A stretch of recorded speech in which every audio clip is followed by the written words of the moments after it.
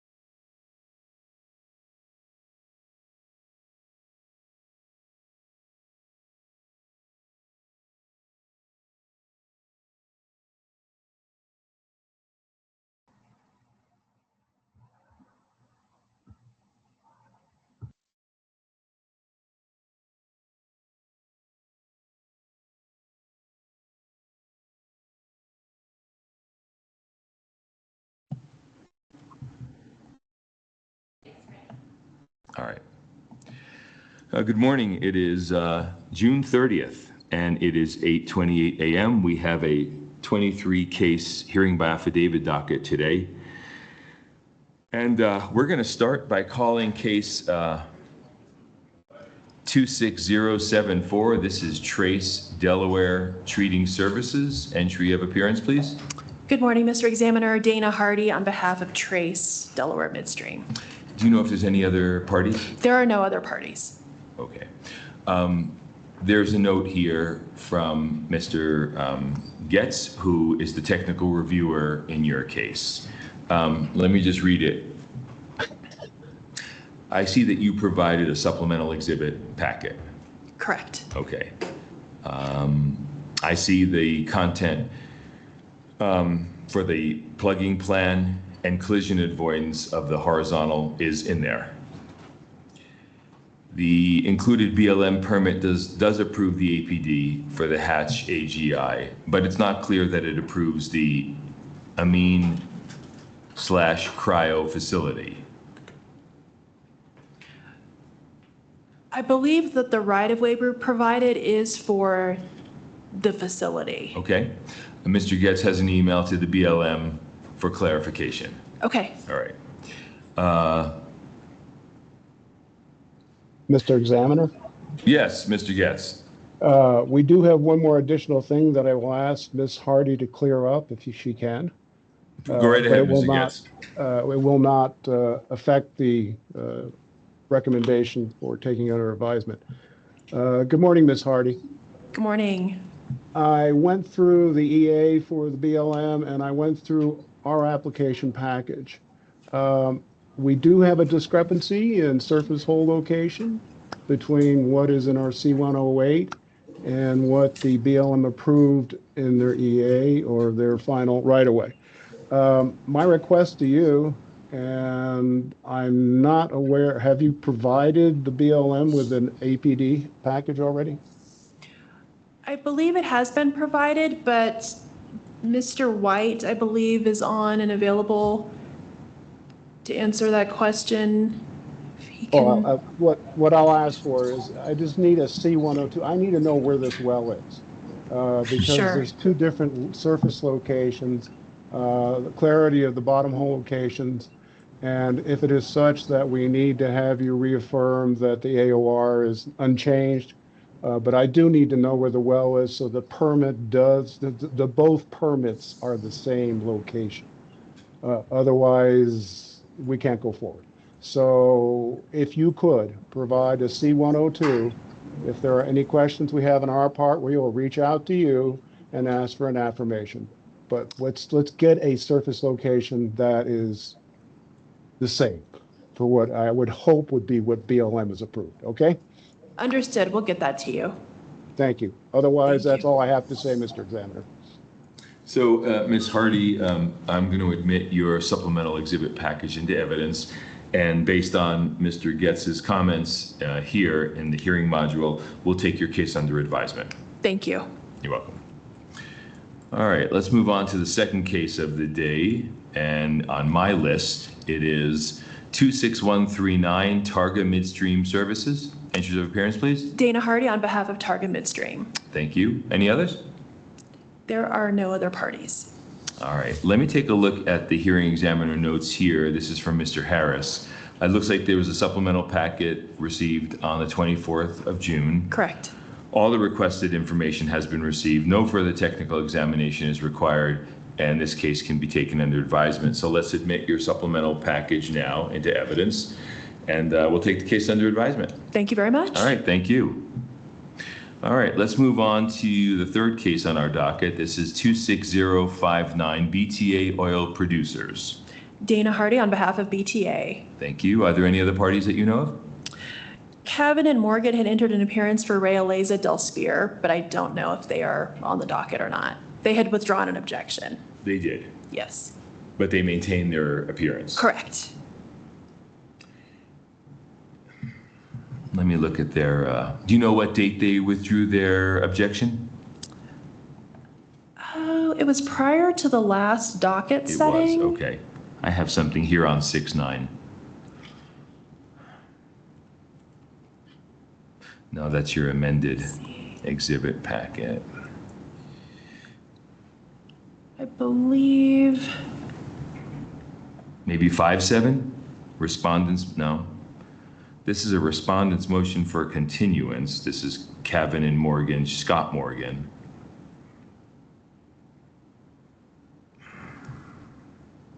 That was what kicked it to the June 4 docket. I don't see, there's nothing else in the file that shows a withdrawal of objection.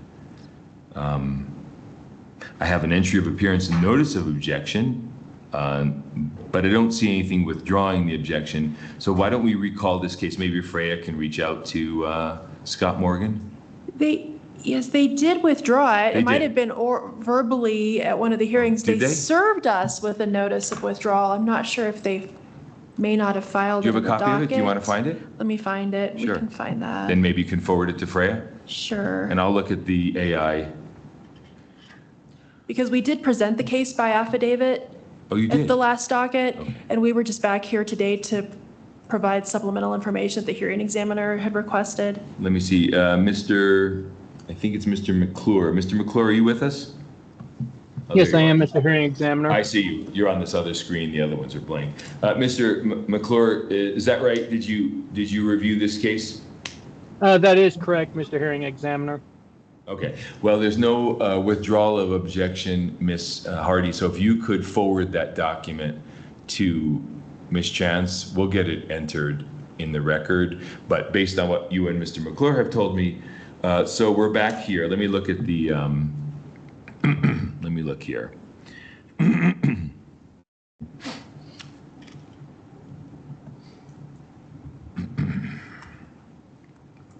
going to look at the notes.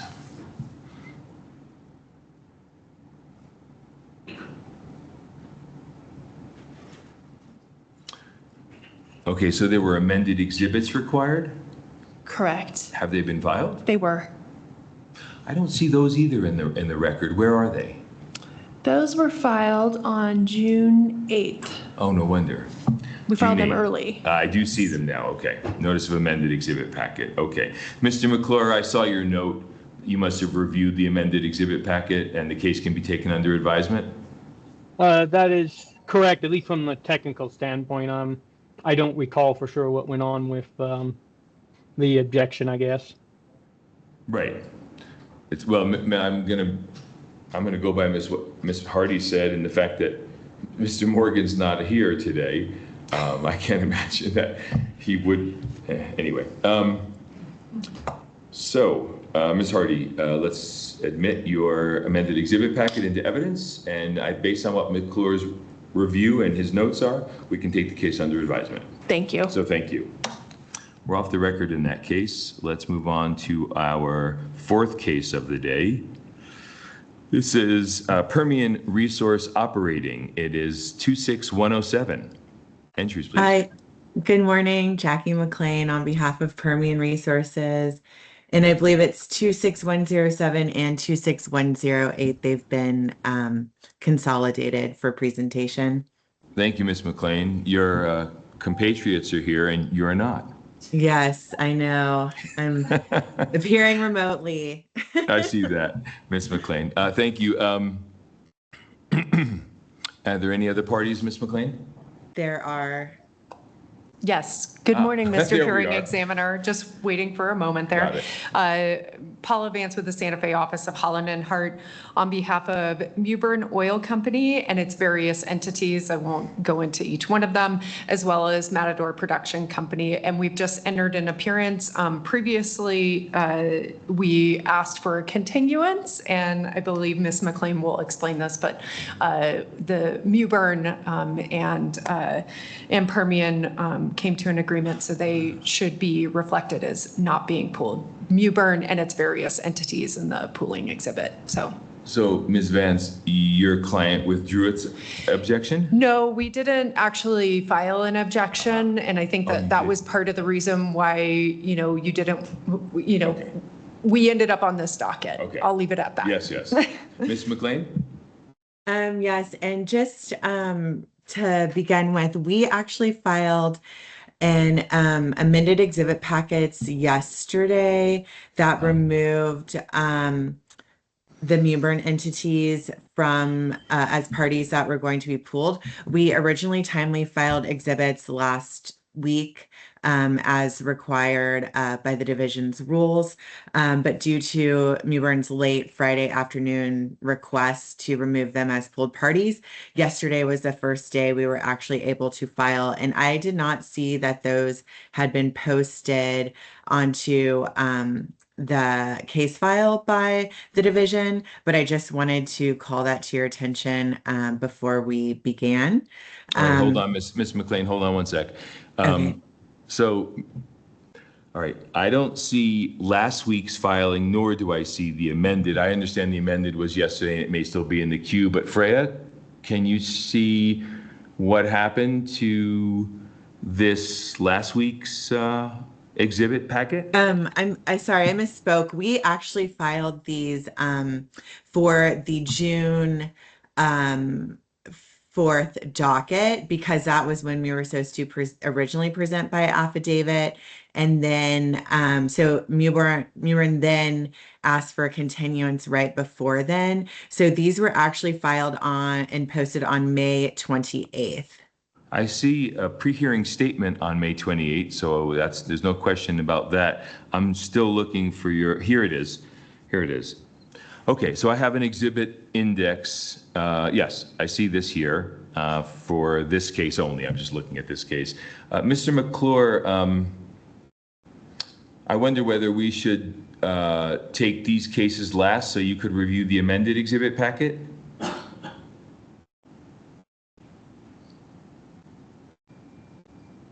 Yeah, maybe so, Mr. Hearing Examiner, because I know I had reviewed the prior exhibit packet, I guess. I'm not Right. sure on the new one. I'll have to look and see which one for sure I had reviewed in the past.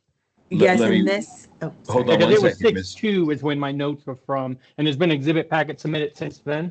Just last night because Okay. of this Then, yeah. agreement, this late agreement that occurred. So, Ms. McLean, I'm glad you filed an amended exhibit packet to remove Mewburn's interests.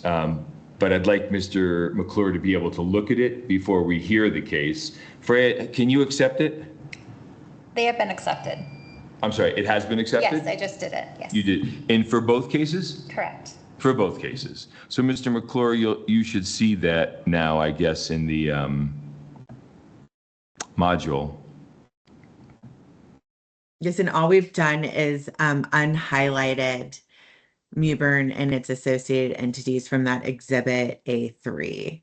All right, thank you. All right, we'll recall these two cases at the end of our docket, which may be shorter because of what Ms. Vance told me a little while ago. Yeah, and just one quick correction, not Matador Production Company, MRC Hat Mesa LLC, entering an appearance, just preserving rights. I said Matador Production Company originally, meant MRC. As the second party, Yes, you that's are correct. representing? Just wanted to make sure I had it right on the record. Appreciate it. Thank you, yeah, sure. So, Ms. McLean, we'll recall these cases at the end of our docket. Okay, no problem. All right. Thanks for filing a corrected packet. Okay, let's move on. We're in recess in those two cases, 107 and 108. Let's go to Coterra Energy Operating. This is 26142. Good morning, Mr. Examiner. Ben Holliday on behalf of the applicant. Mr. Holliday, good morning. Are there any other parties, Mr. Holliday? No, sir. Good morning, Mr. Oh. Hearing Examiner. Yaritza Pena on behalf of COG Operating. We're just monitoring. Good morning, Ms. Pena. And good morning, Mr. Hearing Examiner Paula Vance with the Santa Fe Office of Holland and Hart on behalf of Service Permian Land Fund 1 LLC and Service Rockmont Permian Land Fund LLC, and we're just preserving rights as well. Thank you. Mr. Holliday. Apologies, guys. I thought you meant objections. So this is we continue to this docket to correct a couple technical defects in the CPAC. The cover letter sets that out just real briefly. One, the CPAC said 26141, which is a sister case. We've already got our order in that one. We changed that to 26142. And the property description incorrectly listed range 26 east when it should have been 35 east, and that's been corrected as well. So Mr. Holliday, I'm just going to mention this. It won't be fatal to today's case, but in the future, there's a deadline to provide these exhibits. So Yep. Yes, sir. Apologies for that. Yeah. Yes, sir. We filed the continuance, and there was a misfire in our office. Okay, no problem. It happens. Were supposed to be filed at the same time. Happens to the best of us. I'm just letting you know that I won't always overlook it because the technical examiners need time to be able to review the information. Yes, sir, and I appreciate it, and we will not do that again. So your amended exhibit packet is received into evidence and the case is taken under advisement. Thank you. Good day, everyone. All right, thank you. Let's move on to number 7 on our docket. This is Oxy USA 26143. Entries, please. Good morning, Mr. Hearing Examiner Paula Vance with the Santa Fe Office of Holland and Hart on behalf of the applicant Oxy USA Inc. Good morning, Ms. Vance. Are there any other parties that you know of? No. Okay, go right ahead. So we're basically here, this reopening an order from a couple of years ago. Previously, this order was both for pooling and an approval of a non-standard spacing unit. Oxy went to, they were moving forward with their permitting for the wells, and come to find out the pool that was involved was the incorrect pool that was provided at the time of the hearing. And so we were advised that Oxy needed to come back to hearing to change the pool under the pooling order since it's required in the CPAC. And so we have we went ahead, did all new notice, and then we have included that request for the correct pool to be incorporated under the updated CPAC. I did file a revised CPAC yesterday, only because as I was preparing, I did notice my colleague who is now out on maternity leave, we needed to include the API numbers. So I included those for all of the wells. I also did double check that the footages that were included that were previous to the draft C102s that were in the hearing packet aligned with the C102s that are now in the well file on the division's image page. So those were the very minor updates that I did. And then it also the CPAC also includes the updated pool and pool code per the request of the division. Ms. Vance, give me 1 minute. I want to see if that made it into the case file and if Mr. McClure has had a chance to. I see something, the last thing that was received into the case file in this case is from the 23rd of June, probably dated the 22nd. So I don't know that Mr. McClure has seen this filing that you said was last night or yesterday. It should have been yesterday afternoon. I'm double checking to see when it was filed. Freya, will you see if there's something in the queue? Yes. Thank you. Should have been around 4 o'clock. Okay, I know Mr. McClure has not seen that because it's not here in the imaging system. Okay. So what I'd like to do is we'll receive these exhibits into evidence that were filed on the 23rd, that were filed timely. We'll recall this case to the end of the docket to let Mr. McClure look at whatever revisions you've made. and then we'll ask him to examine your witnesses if he'd like to. One question, our witness, Miss McDown, she has not previously testified before the division, so just wanted to Sure. let you know we included her resume. What field is she? She's a landman. Landman. And I think, Mr. McClure, you might have a question for the landman. Is that right? That's correct, Mr. Hearing Examiner. I'll have for both the landman and the geologist. Okay, and your geologist has been admitted previously? We didn't include a geologist for this hearing because we were under the understanding that this was just updating the CPAC with the corrected pool and pool code. So I would need to confer with my client. Why don't we get her qualified now? Okay. That'll give stall for some time. That way you can send an email or she can tell the geologist to be on. Sure. A little bit later. So do you want to call your witness? Yes, Miss McDown. I know she was on here because I was emailing with her. Yes, I'm on.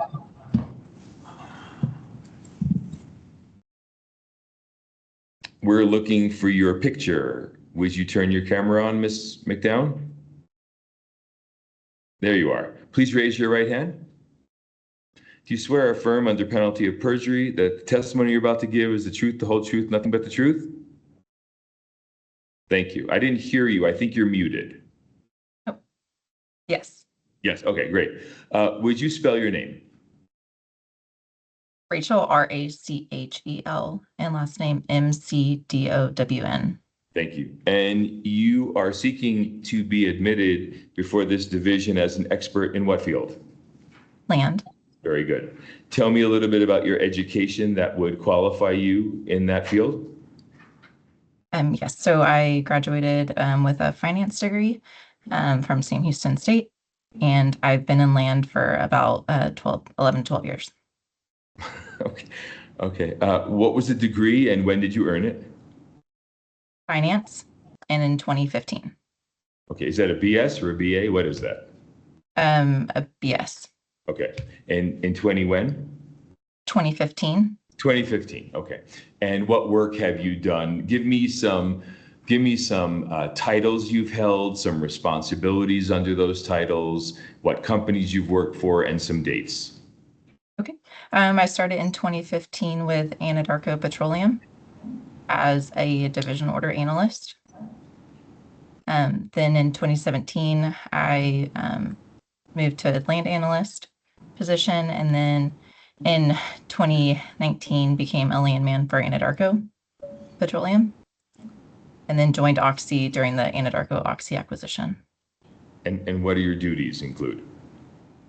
So I manage our rig schedule. I work our non-op position currently.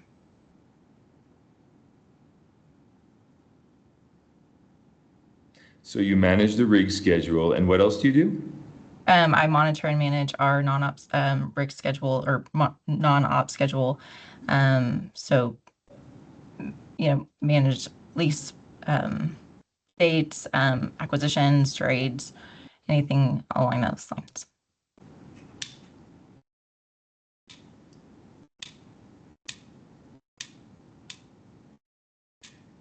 Let me look at your resume. Hold on. Okay. There may be a few things there that might help me. What page is it on, Ms. Vance? It's on page 12, and I'm happy to put it up here. No, it's okay. I got it right here. I found it. Thank you.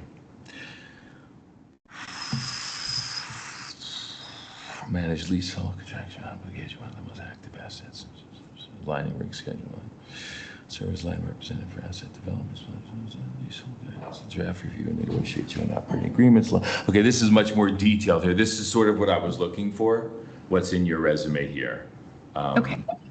So it's here. So did you prepare this resume yourself? Yes. Great. Is it true and accurate to your knowledge? Yes. Are there any corrections you want to make to it? No. Okay. Then from here on in, this division recognizes you as an expert in petroleum land matters. So you're qualified now. We will have questions for you when we come back to this case in a little bit. Mr. McClure is our technical examiner today. He does have questions for your geologist. So please get your geologist to join you or to sign on separately, and just wait for the case to be recalled. Okay. All right, thank you. We're off the record in this case for now. We have a lot of cases to come back to, so I'm going to get confused. So that's up to the parties at this point to remind me that what we need to recall. I have one small screen here to deal with. So I'm going to move on to Avant Operating 2 LLC 26144. Entries, please. Mr. Hearing Examiner Caitlin Luck appearing for Avant. Thank you, Ms. Luck. Any other parties, Ms. Luck? It was my understanding that Mr. White had appeared previously but withdrew that objection, and Freya sent around that withdrawal. Okay, so the withdrawal would be in the file? Yes. Okay, let me take a look. Do you have the date for the withdrawal? I'm sorry, I don't have it. I can pull it up. I can pull it up too. I just thought you might have it. Hold on a second.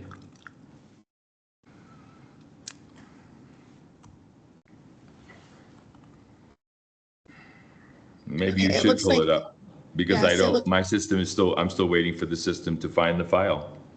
Sorry about that. Okay, so it looks like it was on June 3rd. Mr. Philip White submitted an email to Freya Shantz, the hearing clerk, with a subject line of withdrawal of objection. That was it on June 3rd at 11:54. All right, thank you.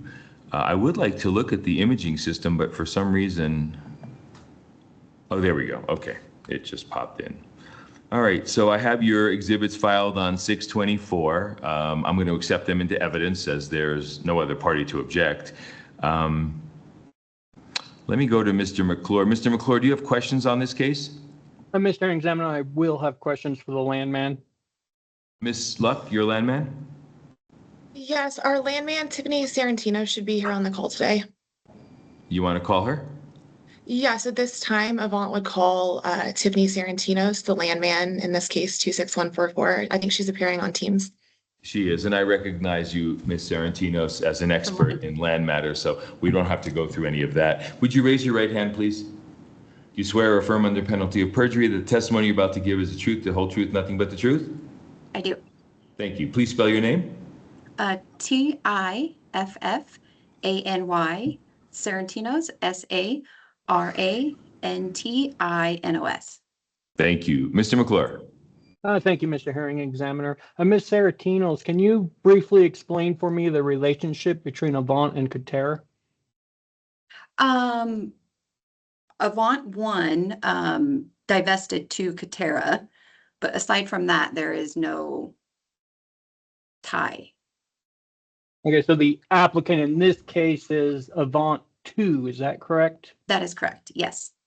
Okay, so then there is no connection, or there's no relation, or there's no connection between Avant 2 and Katera, is that correct then? That is correct, yes. Okay, I'm looking at your NSP affected person list, Exhibit C5. First one's on page 70 of 92. Okay. Yes. Okay, I noticed on the, kind of towards the bottom of the table there's a reference to a J. Cleo Thompson and a James Cleo Thompson Jr.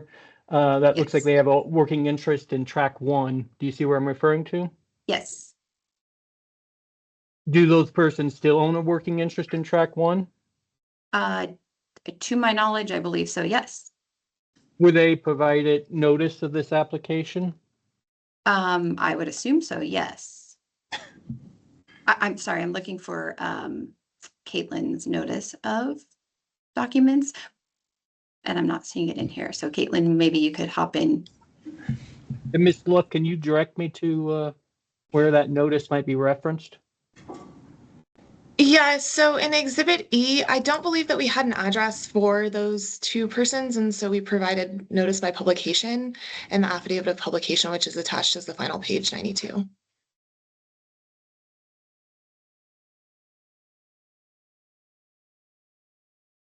Ms. Saratinos, does that sound correct to your understanding? Is that Avant was unable to locate addresses for these individuals?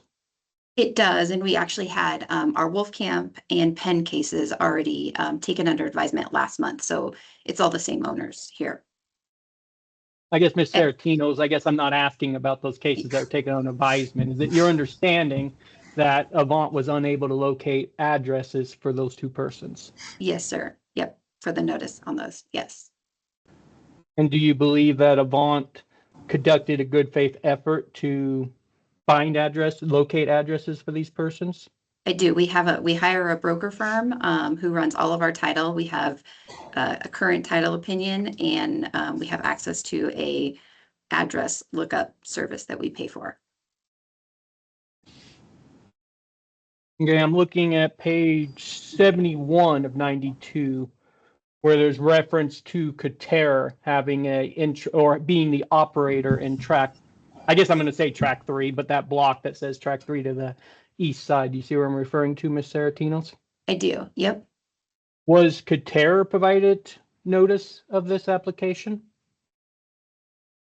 I would assume so. Yes. Sorry, we don't provide notice. That's what our council does for us. So Ms. Look, can you direct me to where there's documentation regarding that notice? And Mr. Hearing Examiner, I would like to double check that our tracking list is complete, but I do believe that unfortunately we missed them on the mailed notice. They are included on the notice of publication. And so if the division would request that we mail a notice to Cotero, I'm happy to do so and file a continuance of this hearing so that they do receive mailed notice. I'm sorry, that was an error on my part that it's not included on this tracking list, and I would just like to double check. Okay, Mr. McClure? I mean, we're going to need to do that, I guess. We'll have to have a continuance one way or the other, whether that is just to provide us with an amended exhibit packet with that tracking information or to cure notice one way or the other there, I guess. And Mr. McClure, do you have any other questions for Ms. Sarantinos while she's with us? Yes, I do, Mr. Hearing Examiner. Okay, go right ahead. Ms. Saratinos, I'm looking at, let me see if I get a page number. Regards to your summary communications, I have page 68 wrote on my notes. Let me look. Okay, yeah, the summary of contacts, Exhibit C4, page 68, Ms. Saratinos. yes. Okay, do you see on like your bullet point, like your third bullet point up from the bottom where it says like AO2 had multiple communications, blah, blah, blah, outlined in the following slides? Do you see where I'm referring? Okay, yeah. I guess, are those following slides included anywhere here? It looks like it's on page where? 67 when I'm looking at it. It might have just. Oh, okay. So then the prior page is what you were referring to when you said following slides then? Yep, it looks like these should have been in a different order. Yes, sir. Okay. And then there's also reference, the bullet point directly above that says AO2 sent working interest owners a JOA upon request. Do you see where I'm referring to? That is correct. Yes. Did you include those? Well, did any working interest owners request a JOA? Several owners requested the JOA. Yes. And did you include those communications anywhere in these? I'm assuming 2 slides. Is that correct of what's included here? So only if they signed the JOA, we didn't list it here. So of all the owners that requested the JOA and signed it, then they're listed as a committed party, obviously, under the JOA. And that would be page 58. I think there may be 58, 59, and 60 that reflects the parties that are committed under the JOA.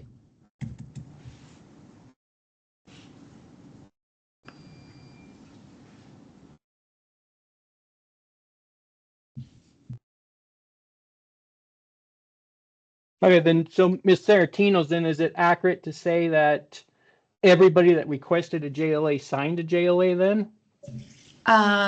Yeah, I would say that's true. Looking at this summary of contacts, refreshing my memory here. Yes. Or we acquired their interest because we did that on a large handful because our working interest here, you'll see, is quite high. Okay, so then one or the other, either every person that requested a JLA either signed that JLA or Avant to acquire their interest. Is that correct? That is correct. And a lot of these are just unleased mineral interest owners. So they don't generally participate as a working interest owner. So they were leased or they signed the JOA.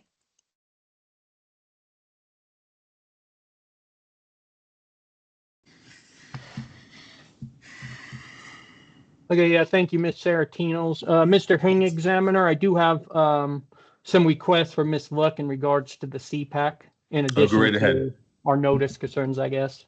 Yep, go right ahead. Ms. Luck, I'm looking at your CPAC. Let me get scrolled up to it.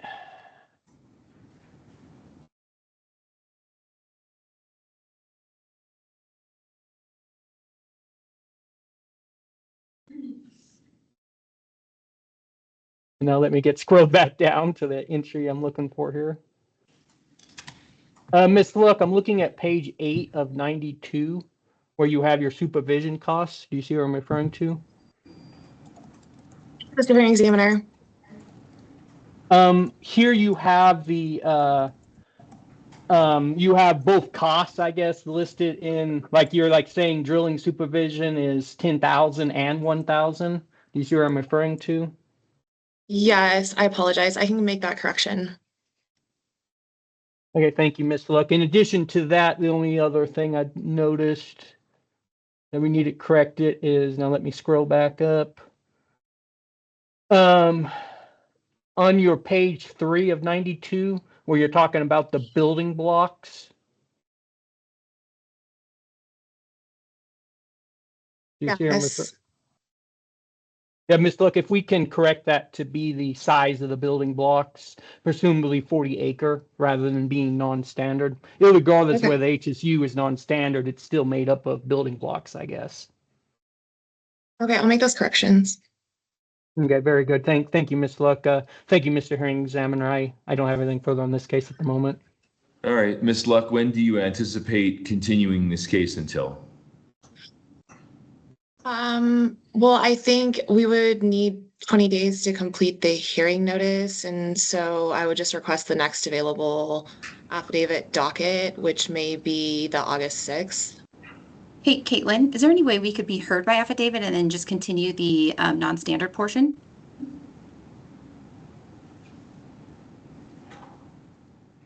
Because this is on our very near-term break schedule.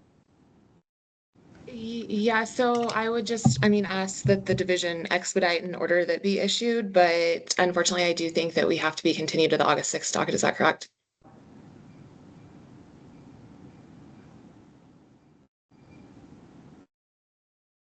Are you asking the Hearing Examiner, Ms. Luck, or myself? Well, yes, either one. I think the next available docket for affidavits is August 6th after the July docket.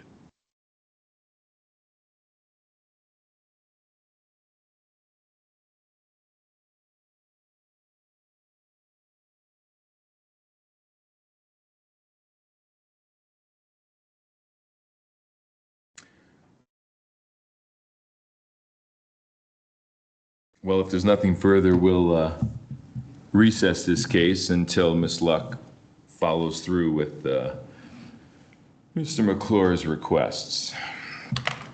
Let's go on to our next. We will I'm file sorry, an Miss- amended exhibit packet. Thank you. Ms. Luck, if you're going to speak, will you turn your camera on so I know what you're doing? Yes, Mr. Hearing Examiner. So we will file an amended exhibit packet by the end of this week and request that the case be continued to August 6th. Thank you. Sounds good.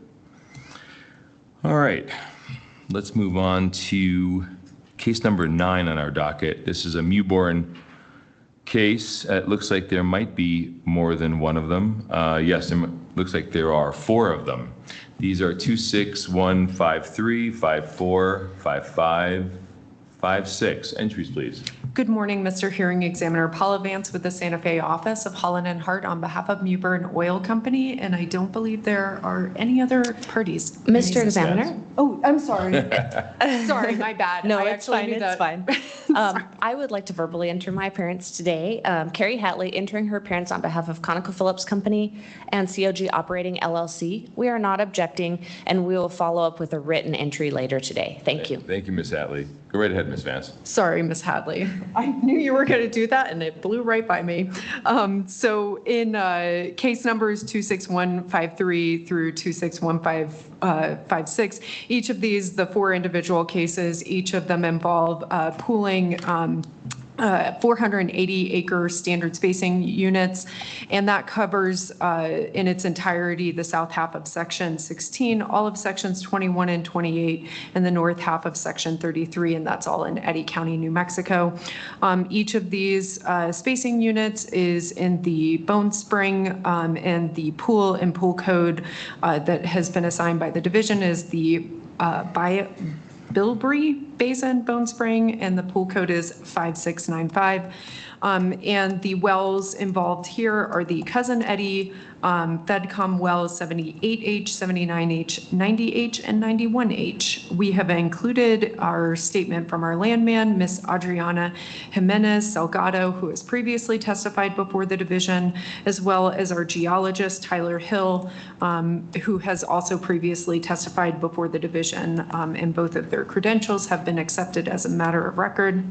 And then along with their statements, we've included the required sub-exhibits for both land and geology, and then that's followed by my self-affirmed statement of notice with a sample copy of the notice letter that went out that was timely mailed on May 15th, 2026, and an NOP notice of publication with the affidavit from May 20th, 2026. And unless there are any questions, I would ask that these cases be taken under advisement at this time. That the exhibits and sub-exhibits be admitted into the record and that the cases be taken under advisement. Your exhibits are admitted in all 4 cases. I know Mr. McClure has questions. And which experts do you want to question, Mr. McClure? Well, it may be that Ms. Vance can direct me to where the exhibits are, I guess. Okay. Or let her know that we're missing those exhibit slides, I guess. Go right ahead, Mr. McClure. Ms. Vance, in all these cases, is there a recapitulation table anywhere and a commitment table anywhere within the exhibit packet? And if so, can you direct me to them, I guess? It appears that that piece is missing. Let me see. Okay, we've got our breakdown by tract. The recapitulation is, if you go to, I'm looking at the first case, at least 26153. It's on page 17 at the very end, and it should be at the end of the pooling exhibit for each of the cases. Let me see if they're all on page 17. Ms. Luck, I guess, is it your understanding that this is all we have for the recapitulation table and we don't have a breakout of the ownership for the entire unit? So this is Ms. Vance speaking, not Ms. Luck. Just want to point that out. I apologize, Ms. Vance. Okay. I know it's you, Ms. Vance. That's okay. I'm just teasing. So, well, as far as I can see, we've got the ownership breakdown by tract. And you'll see, again, I'm just going to use the first case as an example. So, and I'll go ahead and share my screen since that always seems to be an easier way to do this. Give me 1 second here. So let me pull out. Let me back out of this. So we've got on this one, we've got our ownership broken down by tract, and you'll see up here, tract 1, tract 2, tract 3, tract 4, tract 5, and that's broken down and indicated here what those different individual tracts are in the legend there. And then you'll see again, tract 1, tract 2, tract 3. So there's your breakdown on a tract basis. And then on a recapitulation basis, it's all combined here together, tract 1, tract 2, tract 3, tract 5. Let's see, and it's broken down. It appears that the total percentage interest, I believe, the makeup of that. Now, I guess what you're asking for is you want to see the pooled interest all combined here, broken out? That's correct, Ms. Vance. Okay. I guess the decision here is whether this is something that we can leave the record open till the end of the day, or if it needs to be continued. Towards that end, maybe if we can bring on your landman to describe for me exactly how the landman would compute the table that we're going to need included here. Sure. She should be available, Ms. Salgado.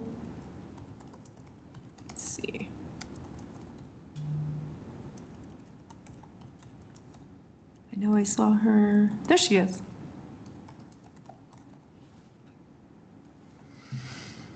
Can you hear me?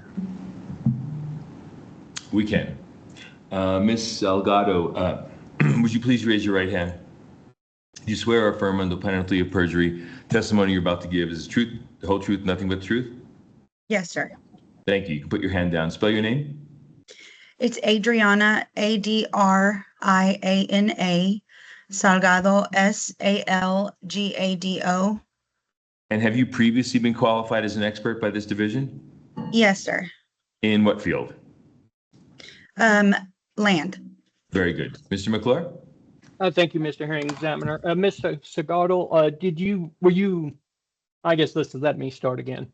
If I were to ask you to provide a recapitulation table that includes the interest owned by each working interest owner for the entirety of the unit, do you understand what I'm asking for? I believe so. Their working interest over the entirety of the unit. Yes, that's correct. And how would you go about preparing that table?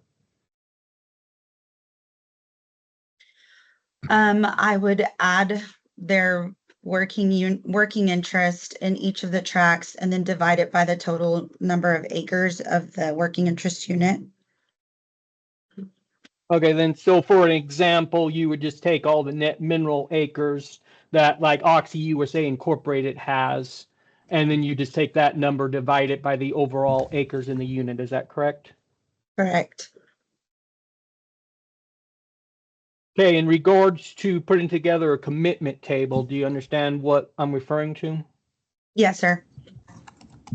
Okay, and how would you go about preparing that? That is how I prepared it on this recapitulation, if I'm understanding you correctly. The number of acres committed by each tract and then divided by the total number of acres in the proposed working interest unit. No, that's not what I'm asking about. There's a table that needs to be included within the exhibit packet that lists out each interest owner and whether they're committed or not to the unit. Do you understand what I'm referring to? Oh, yes, sir. Okay, would it be accurate to say that each of these persons that is highlighted yellow are going to be listed as being uncommitted? Is that correct? The only reason it's not accurate today is because we did receive MRC Hat Mesa and MRC Permian Companies signed JOA and elections yesterday. The rest of the parties that are highlighted, it would be correct. They would stay highlighted. Yeah, I guess that's not what I'm asking, but I mean, that's useful information. I guess we require a table that is not this.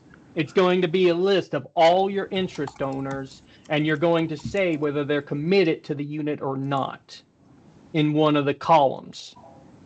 You understand what I'm referring to? I do.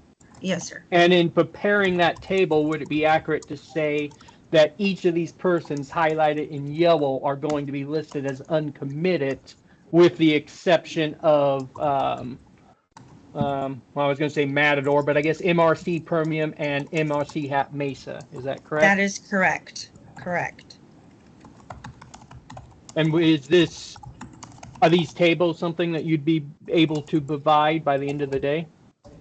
Yes, sir. Mr. Hearing Examiner, I don't have any further questions in regards to these cases. And it sounds like we can leave the record open until 5 p.m. today? At your discretion, I believe we can. My discretion is driven by your need to review. Do you have a need to review whatever this witness submits by 5 p.m.? Mr. Hearing Examiner, provided that she puts together the tables as we've just highlighted verbally, then I do not. Okay, thank you, Mr. McClure. Ms. Vance? We'll get it done. Okay. Mr. McClure, was that in one case or multiple cases? Mr. Hearing Examiner, that was for all 4 cases. Ms. Vance? Got it. Okay. All right, so we'll leave the record open until 5 p.m. today for that correction to be made to all 4 cases. Would you file a cover letter with your amended packet? Of course. All right, thank you. And if you do that, we'll take the cases under advisement. Thank you. Let us...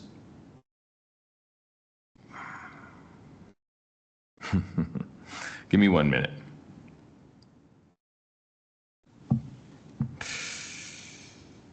Right. Okay.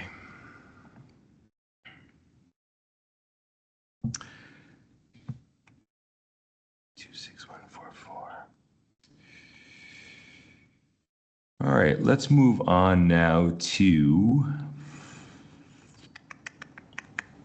535556. Looks like another Mewborn or another couple of Mewborn cases. 26158, 26162. Entries of appearance, please. Mr. Examiner Dana Hardy with Hardy McLean on behalf of Mewburn, and there are no other parties. Perfect. Did I miss anything here? I want to make sure I didn't miss another case. No, those were the next cases. Go right ahead. Go right ahead, Ms. Hardy. Thank you. Well, we took these cases over late last week due to Mr. Bruce's unfortunate passing. And so we just filed a motion to continue them to August 6th so that we can send out notices because we were trying to determine what had been done, and we will go ahead and do that. So the motions haven't been granted yet, is that right? Right, we filed them late yesterday. Late yesterday. Yes. Freya, would you grant the motions, please? Yes, I see them in the queue. Thank you. And so you'll be ready for the August 6th docket. August 6th docket, not July. Yes. Okay, very good. Yes. Oh, you have to start notice from scratch. Correct. Okay. Thank you. All right. We're off the record in those two cases. Let's move on to number 15, Permian Resource Operating, 26165. Hi again, Jackie McLean on behalf of Permian Resources, and there are no other parties that have entered an appearance in this case. Ms. McLean, go right ahead.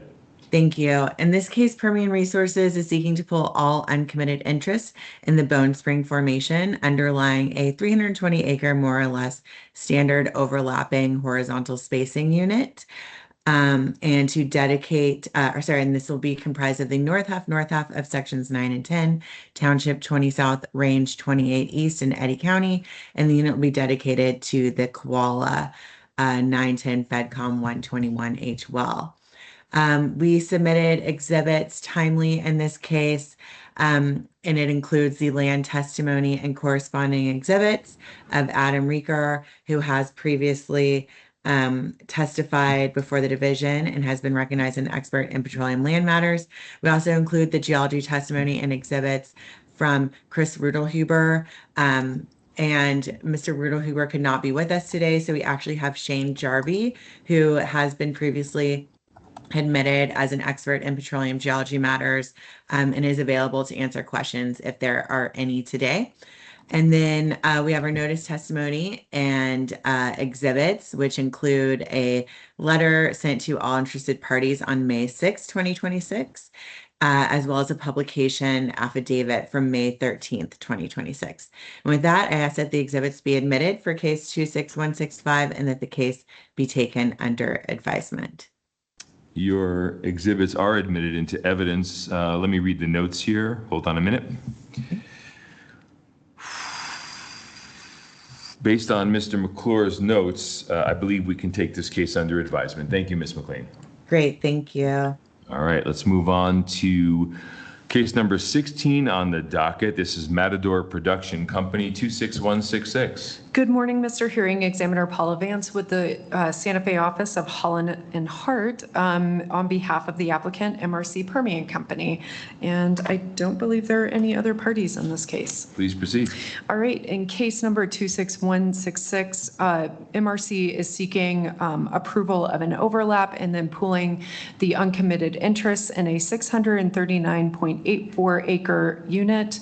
And that includes lots 1 and 2, the south half of the northeast quarter and the southeast quarter, which is the east half equivalent of irregular section 3 and the east half of section 10. And that's all in Township 22 South, Range 32 East, Lee County, New Mexico. MRC seeks to initially dedicate the spacing unit to the Nina Cortell FedCom wells 243H and 244H. The pool involved is a Wildcat gas pool. The pool code is 98258. And we have included in the hearing packet the statement of our landman, Clay Wooten, who has previously testified, and then our statement from our geologist, Blake Herber, who has also previously testified. Their credentials have been accepted as a matter of record, and we've included all of the required sub-exhibits. And then along with that is my self-affirmed statement of notice with a sample copy of the notice letter that went out on May 15th, 2026, along with the affidavit of notice of publication on May 15th, 2026. And unless there are any questions, I would ask that the exhibits and sub-exhibits be admitted into the record and that this case be taken under advisement at this time. And just one note, and I did put this in there, both in the CPAC and in our land statement and in our pre-hearing statement, that the wells are at a non-standard location, the first and last take points, and MRC has filed separate administrative applications for those. Thank you, Ms. Vance. The exhibits are admitted into evidence. Mr. McClure, any questions? Mr. Hearing Examiner, I'll have questions for their geologist. Would you call your geologist? Sure. Mr. Herber?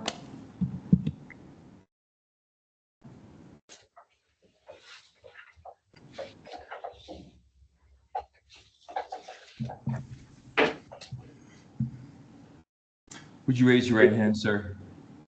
Do you swear or affirm under penalty of perjury that the testimony you're about to give is the truth, the whole truth, nothing but the truth? I do. Thank you. Spell your name, please. Blake, Herber, Herber. Okay. And you've previously been admitted as an expert before this division? I have. In what field? Geology. Thank you. Mr. McClure? Thank you, Mr. Hearing Examiner. Mr. Herber, I'm looking at your cross-section in exhibit, I think it's D3 on page 42 of 47. Sir.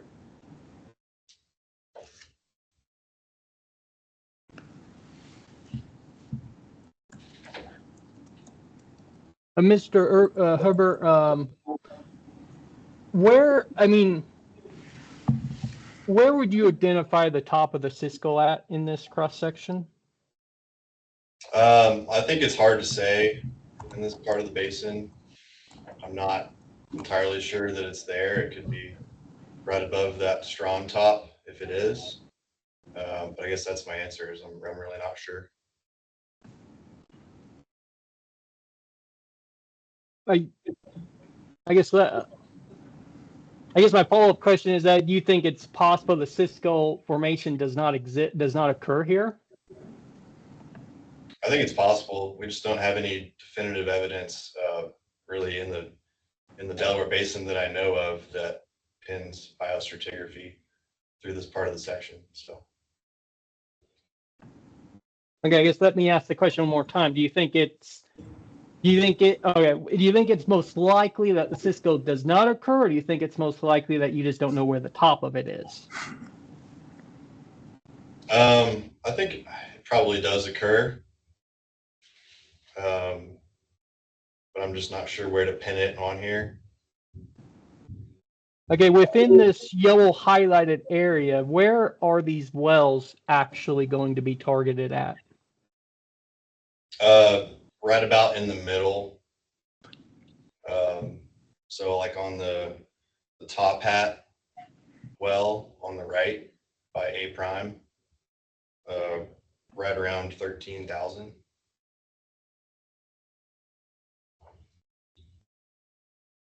On that log on the right side of the cross section.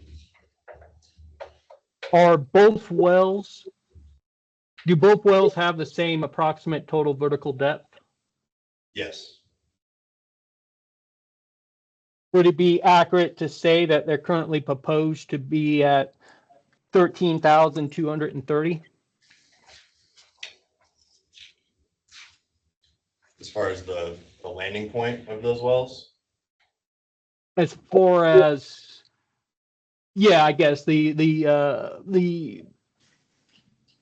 bench that the laterals plan to be within. Yeah, I would say the landing point would be approximately 13,000 on that top hat log, so not quite as deep as 13,230. Okay, I guess the APDs, which Matador has approved for these wells, where are they currently proposing to place the wells? As far as the depth on the permit, Yes, that's correct, Mr. Erber. I don't have that in front of me. And that log I'm referring to is further to the north. It's further up structure, so that might not, that depth I'm referring to on the log might not match our actual permitted TVD, but we feel that we can correlate these beds very well throughout the area, and that's the stratigraphic bed that we're targeting. But I don't know the depth off the top of my head. I don't have it in front of me. Well, would you say that the surface hole location for these wells or which well in this cross section is the surface location of these wells closest to?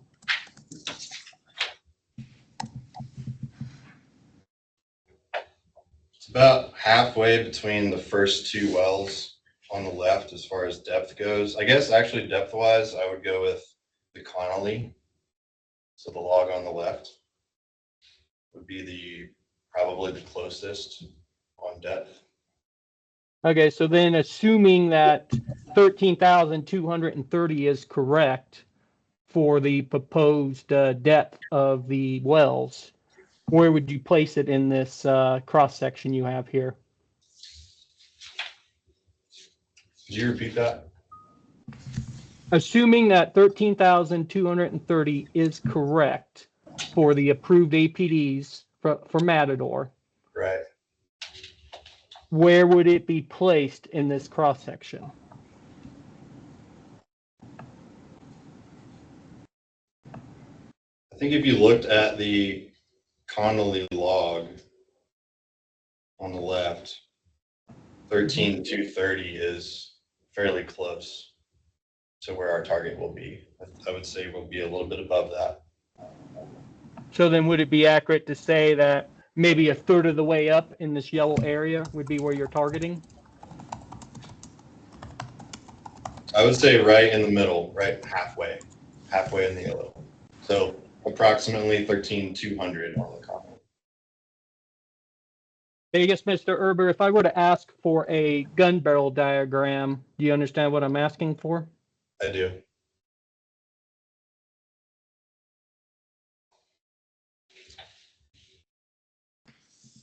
Mr. Erber, what age of rock do you assume that this target interval is? I would assume it's the Wolfcamp. You think this is Wolfcampian aged rock? Is that correct? Correct.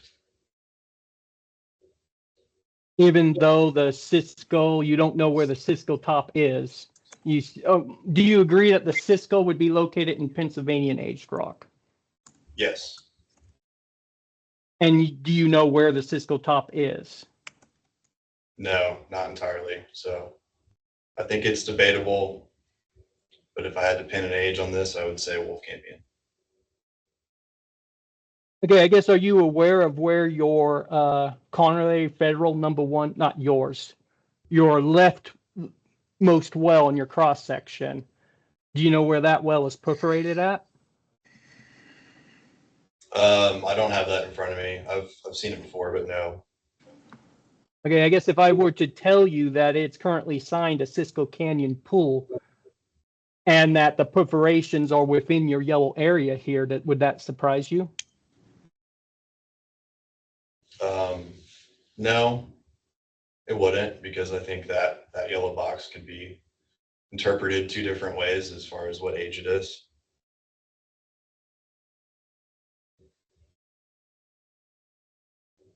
Okay, thank you, Mr. Erber. Mr. Hearing Examiner, I guess I don't have any further questions, but I do have a request for Ms. Vance. Go right ahead.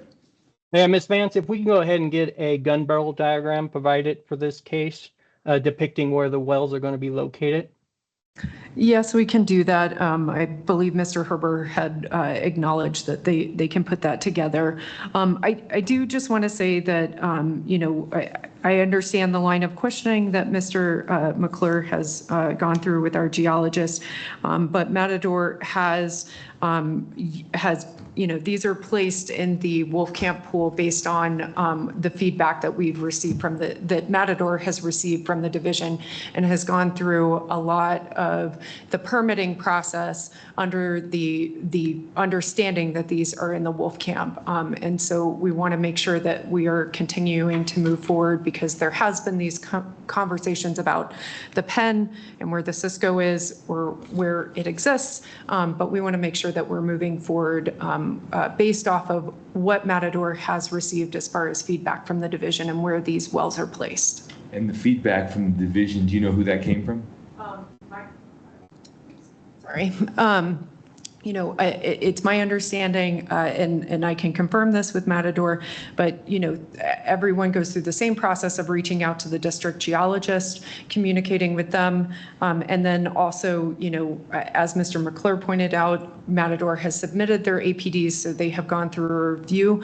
They have approved APDs, so their C102s were a part of that process, and the pool was included there. So I would have to look in the well details to see what technical expert reviewed them. But again, it's a very long permitting process for all of these operators, and and Matador is working under the assumption and the advisement from the division. So we would like to avoid any further or any holdups. So thank you. But you can get a gun barrel diagram. That's correct. And Mr. McClure wants to review the gun barrel diagram. How soon can you have a gun barrel diagram? I'm sure I will get confirmation, but I'm assuming before 5 o'clock. So we could file that today.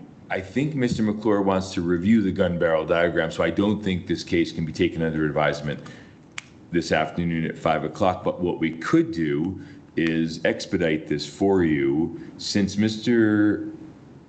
Feldewert will be here on July 7th. He will. I don't know if Mr. McClure will be, and I'll ask him, but maybe he can put some notes in there. If you file your gun barrel diagram and Mr. McClure signs off on that, I can just advise Mr. Feldewert that the case can be taken under advisement once he calls the case.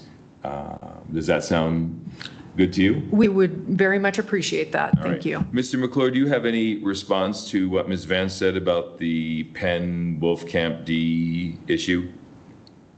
No, I don't think so. It sounds like she's relying upon the APD for the feedback from the division, I guess. But yeah, I don't have anything to follow up on that. Okay, perfect.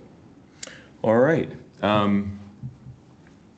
So this case will be continued to July 7 by your client, and we will review the gun barrel diagram. Perfect. We'll file a continuance and we'll prepare the revised hearing packet. Thank you. Appreciated. We're off the record in this case. Let's see what the next case on the docket is. Looks like we have Mewbourne Oil. It looks like there are two cases, 26182 and 84. Dana Hardy on behalf of Mewbourne, and there are no other parties. Thank you, Ms. Hardy. Go ahead. And we are in the same boat on these two cases as the prior two. We took them over from Jim Bruce late last week. So we've moved to continue them to August 6th. Of course, granted. Freya, would you grant that continuance? Yes. All right. We're off the record in these two cases. I think it says a lot about Jim Bruce that companies were willing to have him represent, even though he had been in the hospital and been going through all these issues for so long. It says a lot about what they thought of him. I think that's right. Yeah. Yeah, it's sad. It is sad. Let's move on to Marathon Oil Permian 26189, number 19 on the docket. Dana Hardy on behalf of Marathon. And there are no other parties. Thank you, Ms. Hardy. Go ahead. Thank you. In this case, Marathon seeks to pool uncommitted interest in the Bone Spring Formation underlying a 959.17 acre, more or less non-standard overlapping horizontal spacing unit comprised of the west half of Section 35, Township 22 South, Range 28 East, lots 3 and 4, and the south half of the northwest quarter and southwest quarter, which is the west half equivalent of irregular Section 2, in the west half of Section 11, Township 23 South, Range 28 East in Eddy County, and proposes to dedicate the unit to the Trojan Shield Federal Wells. And our exhibits include the self-affirmed statements and exhibits of landman Jeffrey Stout and geologist Preston Dupree, both of whom have previously testified. Our notice testimony is provided in Exhibit C and shows that notice was timely sent to all parties on May 13th, and we did timely publish on May 20th, 2026. So with that, I ask that the exhibits be admitted and that the case be taken under advisement. Exhibits are admitted without exception. Case is taken under advisement. Thank you, Ms. Hardy. Thank you. Let's move on to another Avant case. This is 26190. Good morning, Mr. Examiner. Dina Bennett on behalf of Avant Operating 2 LLC. And I would note that last night, Permian Resources filed what I would consider to be an untimely notice of objection to the case. And the reason I think it's untimely, which I understand it's probably not going to be held to be untimely, but just to give a brief overview, on May 5th. Before you go on, though, shouldn't we get everyone's entry of appearance? Sure. Okay. Then Yes. you can go. Okay. Ms. McLean. Yes, it's Jackie McLean on behalf of Permian Resources. Thank you, Ms. McLean. Ms. McLean, before I let Ms. Bennett go on, which she has every right to do, I would also like to ask the parties a question. Now, I see the word spicy chicken in here, which brings up the entire contested hearing that we had a few months ago. We waited for a while for the transcript, the verbatim transcript. We waited for the parties to come back to a status conference to tell us when they would have their amended exhibits together. And when they would have closing arguments. I think we agreed, please tell me if I'm wrong, Ms. McLean, and then I'll ask you, Ms. Bennett, on July 10. Is that right? No, that's wrong. It is July 13th. Oh, No, July sorry. Am I wrong on that? Yeah, it's July 14th. July 14th. Oh, Sorry, July 14th. Yeah. Freya, would you make a note of that? Because you and I spoke about that last week, and I'm not sure that we agreed on that date. So that's why I asked the question. July 14th. I have that date. You do have that Yes. date. Okay, fantastic. Okay, so thank you, Ms. McLean. Ms. Bennett, what did you want to say about the objection? Thank you. So we mailed out notice of this spicy chicken application on May 15th, and Permian Resources received the letter on May 20th. The division has published this case in two different dockets, one on 5/7 and again on 6/17. And we even discussed this case at the June 4th status conference docket, where at that time, Ms. McLean brought up this case 26190, and I said at that docket that Permian Resources could object to the case. And instead, Permian Resources waited until the eve before the hearing to object to this case. Avant is ready to move forward on the spicy chicken cases, and this is further evidence of its willingness and desire to move forward. And the fact that Permian waited until 4 o'clock or 4:15 yesterday, the day before a hearing, to me is untimely given all of the notice that Permian Resources had, and further shows how Avant is ready to move forward and Permian is not. Is this spicy? I'll get to you in just a minute, Ms. McLean. Yeah. I'm sure you can see it by my facial expression. I can see by your face you're raring to go. I have two questions, Ms. Bennett. Is this case related to the contested cases? This is a Penn case. Okay. So the spicy chicken cases that were heard before the division were Avalon, Bone Spring, and Wolf Camp. Mm-hmm. And in fact, at the last status conference on June 4th, yourself asked Mr. McClure what he thought about the fact that we had a pending Penn case. And Mr. McClure said, and I reread the verbatim transcript this morning, and he said, and I'm paraphrasing here, that he didn't think that the Penn case was necessarily related to the contested hearings because Permian Resources does not have a competing Penn case. So they are related because it's part and parcel of Avant's development plan, and Avant has always intended to and does intend to drill Penn wells. All right. And then the other question I have for you, Ms. Bennett, is Is there any support in the rules, and the rules I mean is 1915 for NMAC? Is there any support in the rule that this is untimely? No. I didn't think there was, but you know the rules probably better than anyone, so that's why I asked. Ms. McLean. Yes, and I would just like to say that at the status conference, as Ms. Bennett mentioned, we brought up this case, and Ms. Bennett represented that Avant would actually not be moving forward with it, and that they were going to stay the case until the division entered the order, which I'm sure she read this morning in that verbatim transcript. And we were shocked to see that they had actually filed exhibits because it's the exact same acreage that is covered in the spicy chicken contested hearing. And it's why I brought it up at the June status conference in this case, because Permian Resources inquired if we should wait and actually put this case and address it in our closing brief, because these PIN cases were initially applied as Wolfcamp wells by Avant. They voluntarily dismissed those, then they refiled these as PIN cases, and they are part of their development plan. All of that acreage, of course, being part of the broader contested hearing. As Ms. Bennett agreed, there is no deadline for filing a entry of appearance and objection to proceeding by affidavit. So I really think at this point it is the division's within the division's authority to decide, what's going to happen with these. Obviously, they cannot proceed by affidavit today because we have objected to them. I believe, as Ms. Bennett had suggested last time, this should be stayed until until a ruling on the contested cases, because there's not really anything that can be done with it at this point until it's decided who is going to be operator of this acreage. Thank you, Ms. McLean. Mr. Green, I appreciate the context. Yes, of course, I'll come back to you in just a moment. It's something that Ms. McLean said. I have not reviewed the verbatim transcript, obviously, but you both have. And I don't care whether you said that you were not going to file it and then you did file it, or that you were going to stay it, or whatever it means. I just have to go by the rules. And the rules are very clear that a party can object whenever it wants to, and we have to deal with that objection in good faith.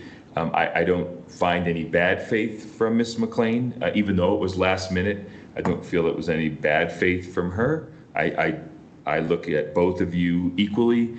I try to give everyone the benefit of the doubt unless they prove otherwise. So what did you want to say, Ms. Bennett? I just wanted to clarify that I did review the verbatim transcript before I filed the exhibits in this case, and this morning again. And there's a back and forth where I did say that Avant anticipated that Permian would object. And if Permian objected, then Avant would stay the cases. So it was a conditional agreement that we would seek to stay the case.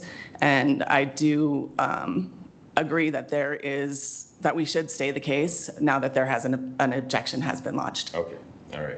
Mr. McClure, do you have anything to say? I mean, is it at all? Before I go to Mr. McClure, Ms. McLean, in that case that was not renoticed and that will be dismissed without prejudice, have you decided if you were going to refile that case? So I think that the confusion was in us needing to actually go through the process to refile an application and not just renotice the amended application. We're going to address that in our closing brief. And also if it was the division's request that we actually refile an application through the portal, all of that, get a new case number. We do not want to dismiss our original application, and we would ask that we proceed forward on that original smaller acreage spacing unit. But we will address the, details about the notice in our closing brief. And we will... because I think the confusion was in the notice, and I don't think we need to get into. I see Miss Bennett shaking her head. I don't think she needs to go through her whole, this needs to be dismissed rigmarole. We've heard this. It's time for the closing briefs. That's why I had initially brought up this new application that they had filed at the status conference. But we do plan on addressing that notice and all the exhibits in our closing brief. Okay.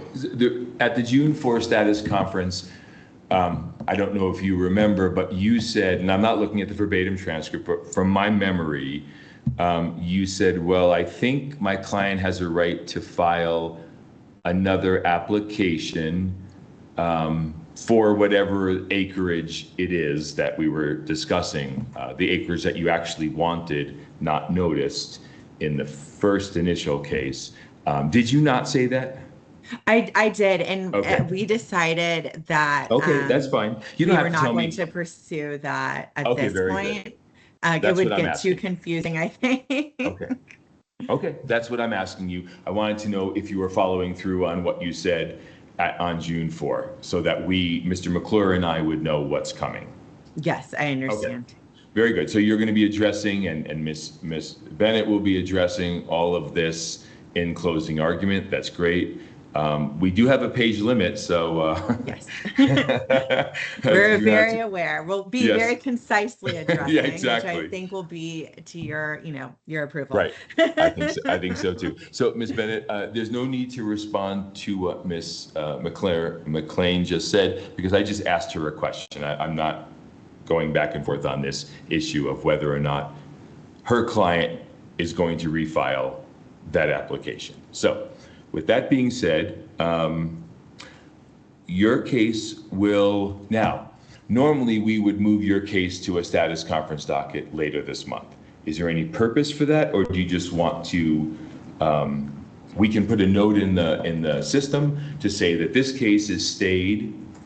I'm not going to issue an order staying it, but I'm letting you know, if you want to, we won't hear it again on the status conference docket. You're nodding. Yes. Go right ahead. Say whatever. Oh, yes, I agree with the approach of making a notation in the case files internally that the case has stayed pending the outcome of the competing cases. Okay. Now that could mean several months, because Mr. McClure and I could take several months to make a decision and issue an order. That order could be appealed. So this case could be stayed for quite some time. Yes. Okay, all right. Okay, so Freya, will you put a note in the system? This case will not be continued until Ms. Bennett decides to continue it. It's really up to her and her client on what to do. Yes, they will. Now, Ms. McLean, you did enter a written objection, so we have it in our queue somewhere? Yes, we filed it yesterday around 4 p.m., I Okay, believe. that's fine. That's your privilege to do so. All right, very good. Is there anything else, Ms. Bennett? No, thank you. All right, thank you, Ms. Bennett. Thank you, Ms. McLean. Thank you. Looks like now we're going to Matador Production. These are 26191, 92, and 93. Good morning, Mr. Hearing Examiner Paula Vance with the Santa Fe office of Holland and Hart on behalf of the applicant, MRC Permian Company. And I believe there's one other party. Ms. Bennett. Good morning, Dina Bennett on behalf of Avant Operating 2, and we're just monitoring the cases. Very good. And so in these cases, I sort of already prompted you with this, but we'd like to go ahead and continue to the August docket. We need to make some updates to the land exhibits, and actually our landman is not available today for an unavoidable personal conflict anyway, so we'd feel more comfortable just going ahead and continuing the cases. Sounds good. So these cases, were they originally on the early June, and were they? Yes. They were. Okay. So we really need to get these heard at the beginning of the August 6th docket? Correct. August 6th. Freya, will you put a note in the system to make sure that these are heard toward the beginning of the August 6th hearing by affidavit docket? Yes, I will. All right, thank you. So that continuance, so you haven't actually filed a continuance yet, have you? No, we'll go ahead and file that today, and then we'll plan on filing our revised hearing packets, Sure. down the road. And your pre-hearing statement? We filed a pre-hearing did already? statement. Okay. I don't think we need to change anything in there. It's just the hearing packets. All right, perfect. And we'll So- do a cover page. Very good. We're in recess on those cases. I want to recall Ms. Bennett's case, the one that we just heard a moment ago. Mr. McClure wants to address something about the CPAC. Okay, thank you. Thank you, Mr. Hearing Examiner. Ms. Bennett, I'm looking at your CPAC on page 3 of 83. Yes. And do you see the box listed for pulling this vertical extent? Yes. We need to address that. If we can change that. In the past, I provided guidance that upper pin is fine, but we probably should be more specific because I know there's some question about that. So if we could change that to Cisco Canyon, I guess. Thank you. Yeah, I was wondering about that with the pool code, if I should be more in line with the pool code. So thank you very much for that guidance. Yeah, thank you, Ms. Bennett. Thank you, Mr. Hearing Examiner. That was the only thing I had for that case. All right, we're in recess on that case. Okay, as I remember, the first two cases to recall are Permian Resources. Is that correct? That's correct. It's number 4 and 5 on the worksheet.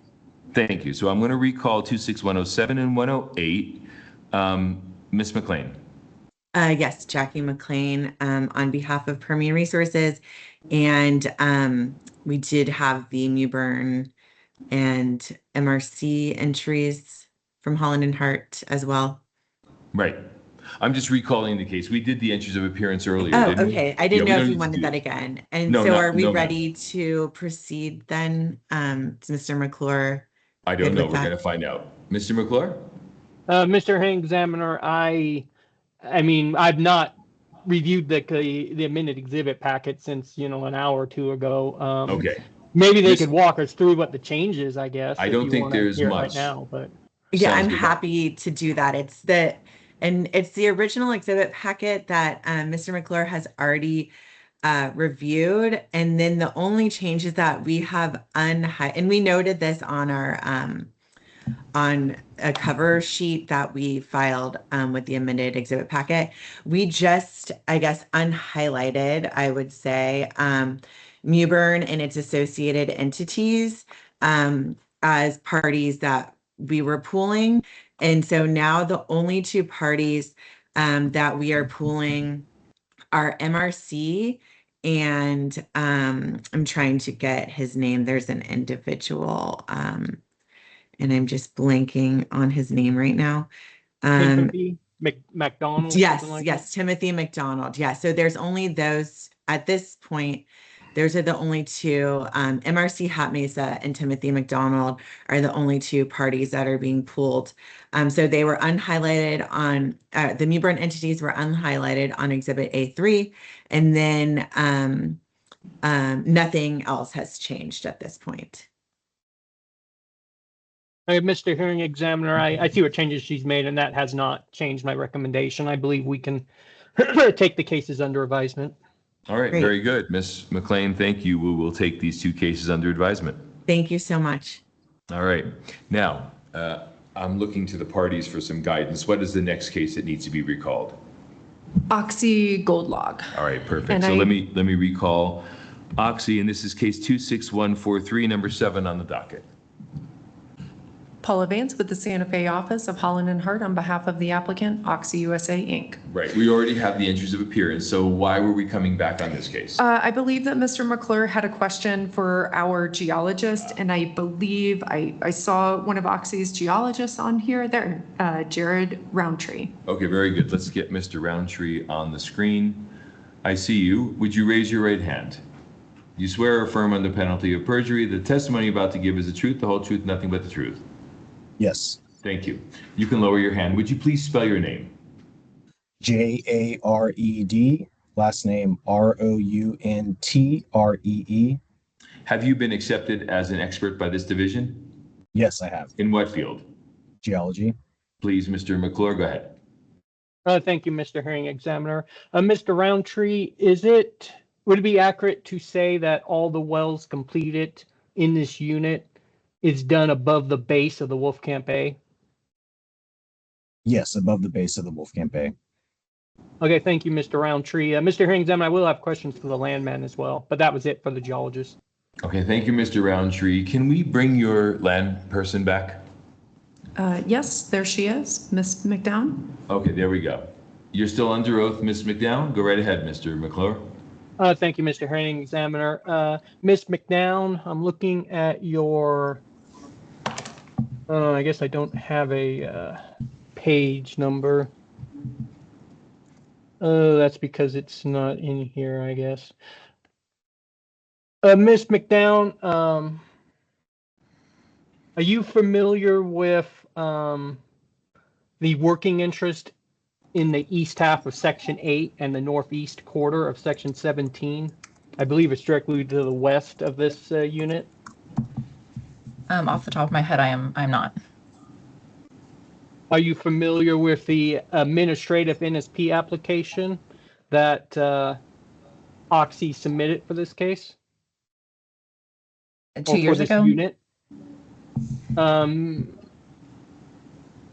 Oxy submitted a administrative application, I believe it was February of this year. Oh, okay. That's in reference to this unit. Are you familiar with that application? Yes. Okay, now within that application, there is a track that is identifies Oxy as the operator for that track. And that track would be the east half of Section 8 and the northeast quarter of Section 17 in this same township 22 South, Range 32 East. Does that sound correct to you? Yes.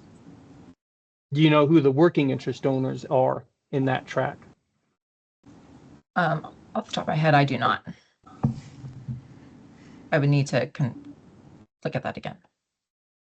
Okay, what is Oxy requesting that the division do with the NSP component of this of order number R22683? To amend the pool code. Of the NSP portion of it? Yes, I believe so, yes. Was notice of the NSP provided in this application? Yes. The notice of that NSP would require what we were just discussing, this track that is operated by Oxy. Do you understand? What I'm referring to, I mean, is what I'm trying to say. Can you repeat that? Yes, the notification of the NSP when you're enlarging a HSU is to notify all the operators in the surrounding tracks. Or if there is no operator, or if the operator is the same as the applicant, then the working interest needs to be provided notice. I'm trying to figure out if that was done here. I believe so, yes. Is there any exhibits that was provided to that effect?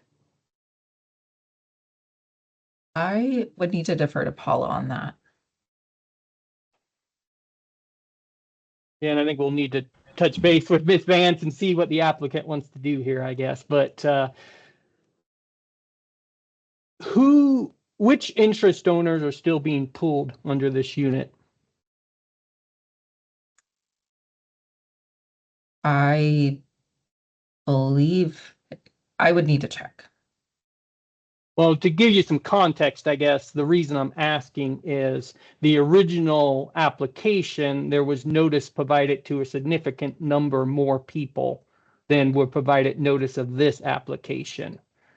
My assumption is maybe those other people voluntarily joined, but I need Yes. confirmation of that. Yes, under a JOA, yes. Okay, so then who is currently being pulled under this unit? I would have to go back and double check that. I'm sorry.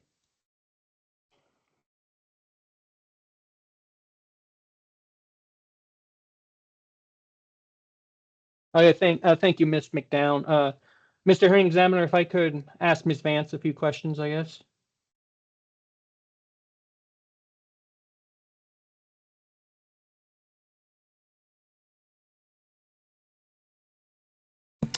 Did you get the answers you needed from Ms. McDown? I thought she said she had to go back and check and wasn't able to answer.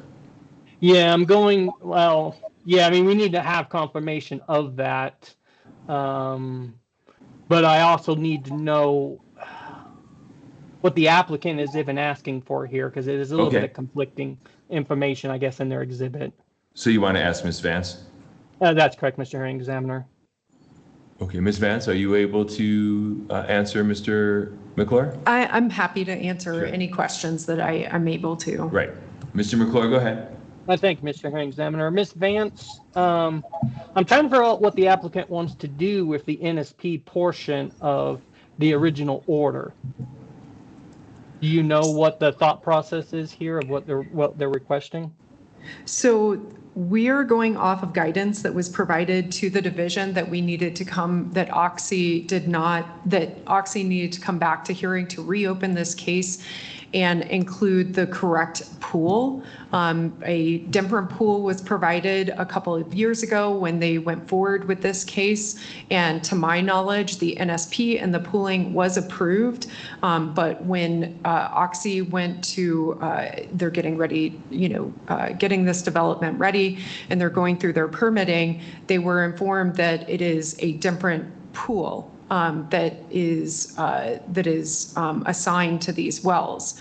And so, initially we had filed, and I'll pull it up if you'll just give me one moment.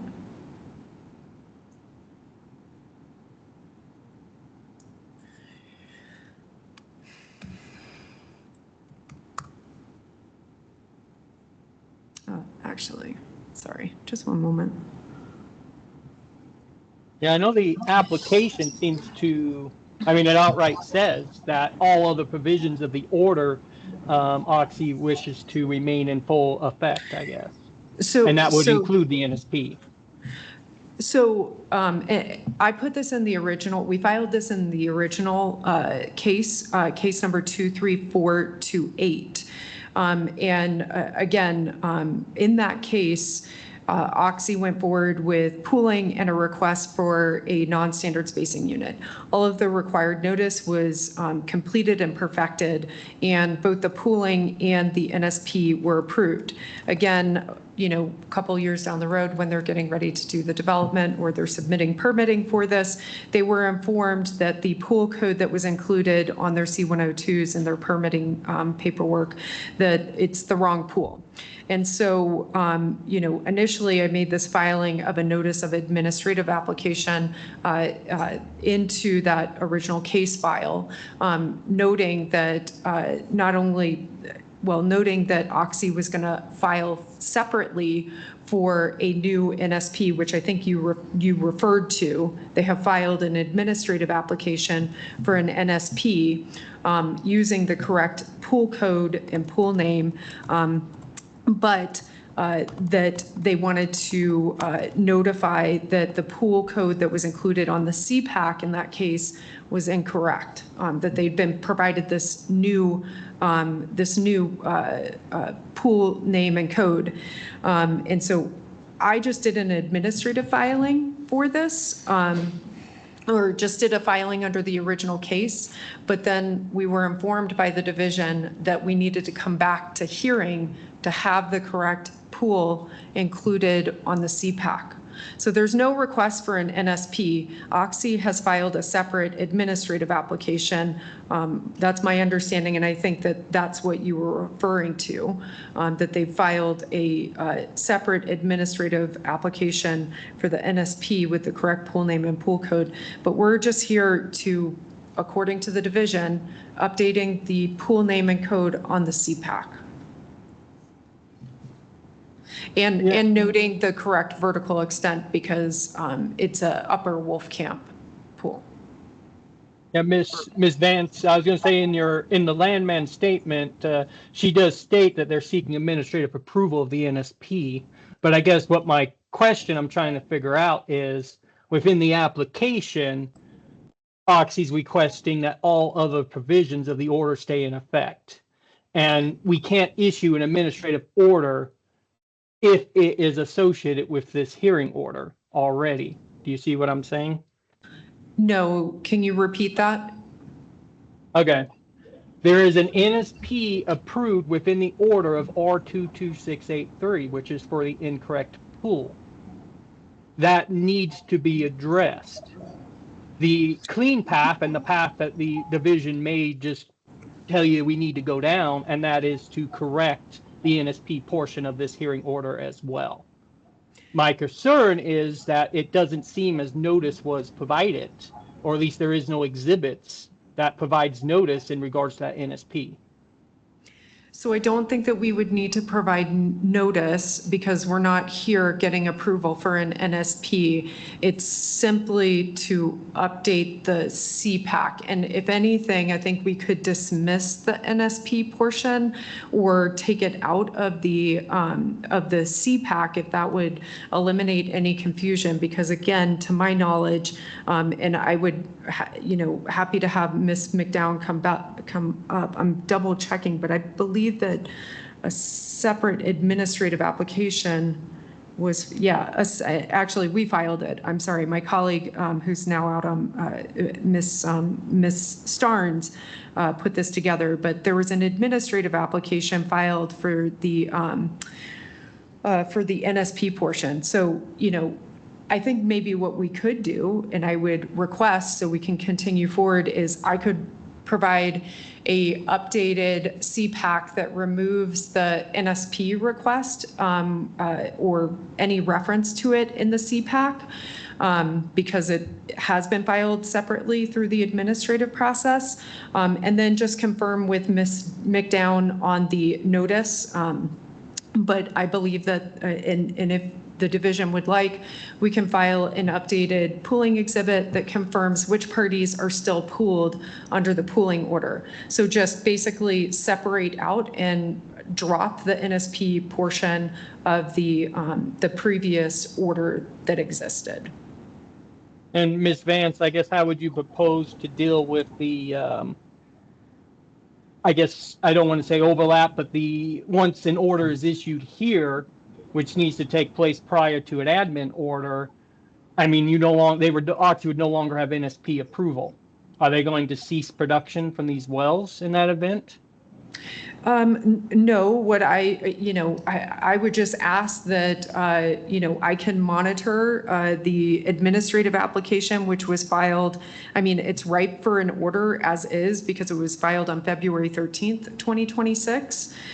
So it's ripe for an order. So if I could reach out to the technical examiner, Mr. Leonard Lowe. Sorry, I dropped his last name. I'm just used to calling him Leonard. I could reach out to Mr. Lowe and see what the status is on that NSP approval.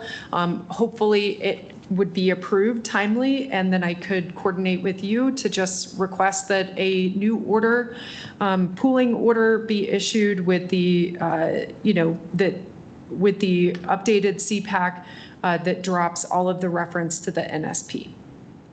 And Ms. Vance, how would you deal with the possibility that notice is not sufficient for that admin application? I know that one, I am happy to review that NSP application, but to my knowledge, and I assisted Ms. Stearns putting that together, that the correct notice was completed for that. As you noted, when you're doing an enlarged spacing unit, it requires notice to all of the exterior tracks or offsetting operators. And I'm happy I can very quickly pull up the application that was filed, if you give me just one moment. Mr. Hearing Examiner, would it be appropriate for us to touch base real fast? Touch base with what? Take a recess from the hearing and then call separately? Oh, that's what you mean. Sure, of course it would be. This is a great time for a 5-minute break. Sure. Thank you. We're off the record. Thank you, Mr. Hearing Examiner.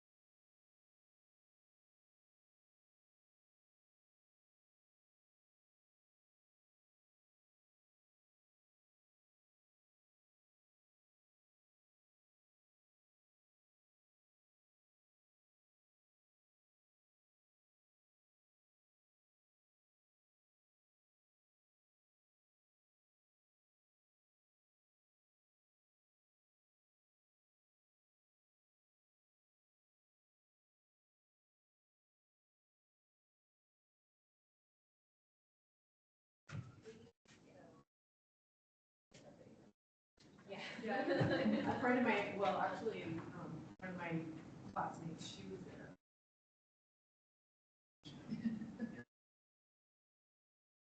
Which is weird that I was on the phone 14, but.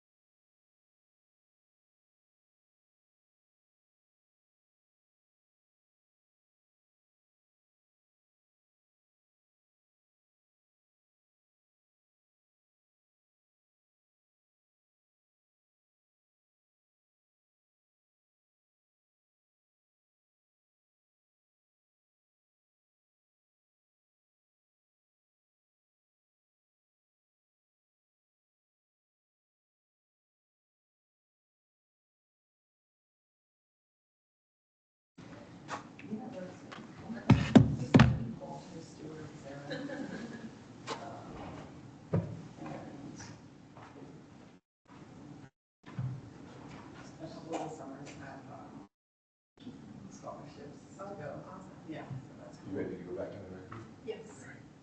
And I think there is at least one other case to call after this one, isn't there? That we got off of? I don't mean yours, I mean any case. Yes, Mr. Hearing Examiner, Caitlin Locke for Avant and 26144. I'd just like to return to the record on that case. Sure, hold on one sec. We're gonna finish this other matter, but I thought that we, okay, well, first of all, it's 10:27, we're back on the record, and we are discussing the Oxy case. Now, Ms. Vance, from my discussion with Mr. McClure, it seems like you have two routes that you can go. First of all, it seems like you can show us that notice was correct in this case for the NSP part of the application, and then we can take the case under advisement. At least I think so. I'm not sure if Mr. McClure asked for anything else in this case, but let's say he didn't. The other option that you have is to dismiss the NSP from this application and deal with it administratively. Obviously, you'll still have to have proper notice to do that, but that's up to you. Do you know how you want to proceed? Yes. Go ahead. So as I explained, we did file a separate administrative application. So we filed that, and actually I sent a copy of the application to both you and Mr. McClure. Right now? Yes. Is it something I should look at now? You can look at I mean, it. you sent I'll it give to you a me. moment. I'll stop. Okay, now, can you direct, I have your email here. What is it that, I'm gonna open it up. What do you want me to, can you point me toward the section you want me to look at? I mean, you can go to page 5 of 18, and then also, beyond that, you can go to the last page, which confirms the notice. So what I... Hold on, Ms. Vance. Sure. I'm at page 5. Okay. What am I looking at? So that is based off of what Mr. McClure was saying and Right. his line of questioning with our landman, Right. the required notice, Right. which is the blocks or the tracks or the operator's surroundings. So that's just a visual representation of the notice that was completed. If you go to 18, those parties were noticed. So are you saying now, I'm not saying you didn't say it before, but are you reaffirming that notice was correct for the NSP? Notice was correct for the NSP, and that's the separate administrative application. So the notice that we completed for this hearing went to those same parties. Okay. So if you open up the hearing packet and you go to exhibit, I think it's D here, I'll give you the page. If you go to page 16, Now, I know Mr. McClure had pointed out, I'm not sure, I think he may have asked about the fact that this includes the BLM and State Land Office, but we provided notice to them of the separately filed NSP. But the operators that you can look between, you know, those two hearing packets. Now, I'm a little unsure of Vision Energy, and that might have been just taken a party that was noticed. I would have to confer with my colleague, or actually, Ms. McDowell, she may be able to speak about that particular party, Vision? Yes, they're subject to the order. Okay, so they're a pooled party. That's correct. Okay, so they're the one pooled party that's left. So we provided notice of this hearing to those offsets, the operators, and then to the party, the one party that remains pooled under the order. Now, again, I understand Mr. McClure was asking about the BLM and State Land Office. They were provided notice of the separately filed administrative application. So they are aware of the NSP. What I would ask is that, because I think, and you know, what needs to happen is, since we have filed the separate administrative application, that the NSP portion of the existing pooling order is dropped. And so what I would suggest, or you know, from my end, what I think would be the path forward is to drop that from the CPAC, provide a revised CPAC. If Mr. McClure would like an updated pooling exhibit so that the division can issue an order with a updated CPAC with reference to the one remaining pooled party under the order, that we provide an updated pooling exhibit. But other than that, the NSP portion should just be taken out of the order. Sorry. I'm confused about something, because Mr. McClure and I were discussing the fact that the NSP was filed with the initial application. Has that, and you're talking about a separate NSP application administratively. Why are you talking, why it seems confusing to me. So, I mean, parties can file an NSP separately, or they can go through hearing. At the time this was originally heard, Oxy did both their pooling and the NSP, got approval of that NSP. But now that this issue has come up, just for expedience, I see.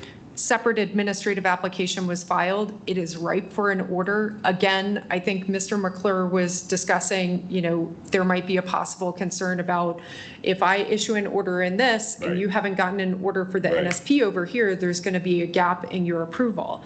So again, what I would ask is, I can reach out to the technical examiner, Mr. Lowe, see what the status is. I know he's pretty backed up, but see when an order might be issued that would maintain that approval for the NSP before any order, any updated order was issued in this case, that would have the updated CPAC that drops the NSP portion, because at that point, we've got the separate administrative approval. Mr. McClure, does any of this help you? If with additional questioning, I may be able to work with these two applications. Okay, who do you want to question? The landman. Okay, would you recall your landman? Yes, Ms. McDowell. Go right ahead, Mr. McClure. Thank you, Mr. Examiner. Ms. McDowell, are you prepared to tell us who the working interest owners are in that offsetting track that's operated by Oxy? Yes. And who are those working interest owners, and specifically which track are you going to be referring to?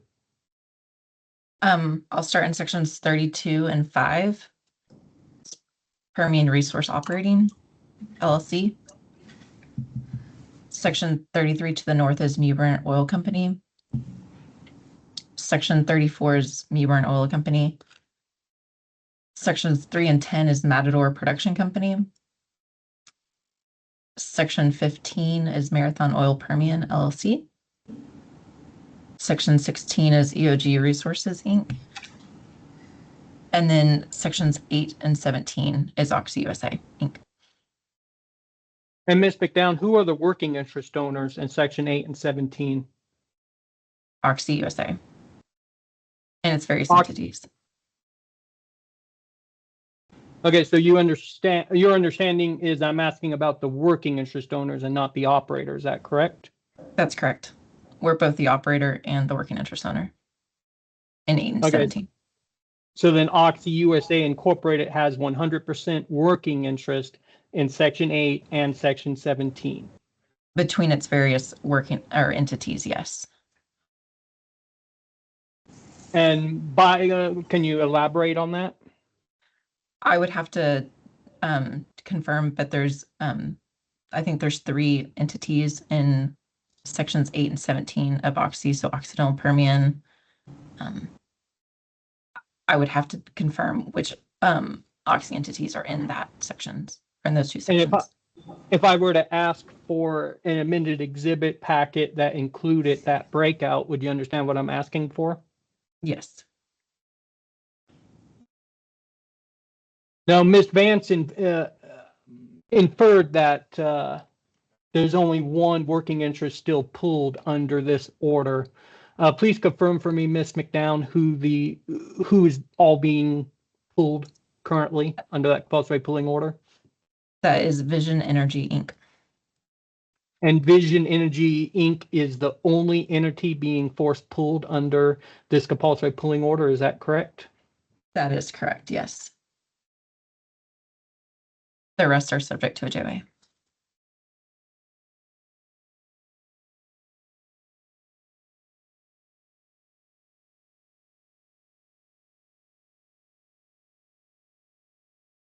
Okay, thank you, Ms. McDowell.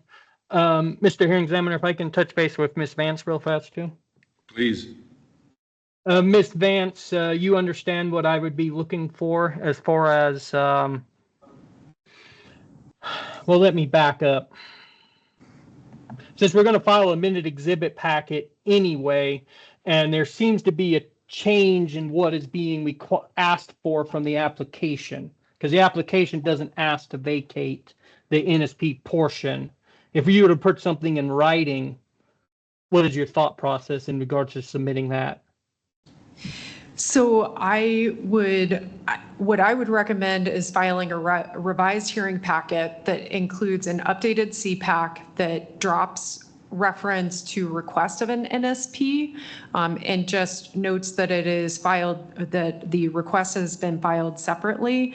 And then we can do an updated landman statement that includes a copy of the filed NSP so that it includes the notice that has been completed for the separately filed NSP portion, and then per your request, doing the breakout of sections 8 and 17 that you can see the different Oxy entities that own there.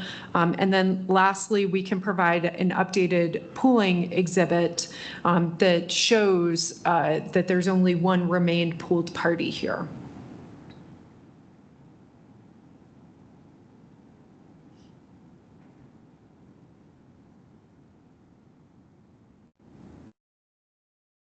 And I'm just sitting here looking at the notice list between these 2 applications, and the only difference is the BLM. Is that correct, Ms. Vance? BLM and State Land Office. Well, the State Land Office, oh, I apologize, the State Land Office is listed there, yeah. And that is correct, they're the only difference in notification between the 2 cases. Is that correct, Ms. Vance? That's correct.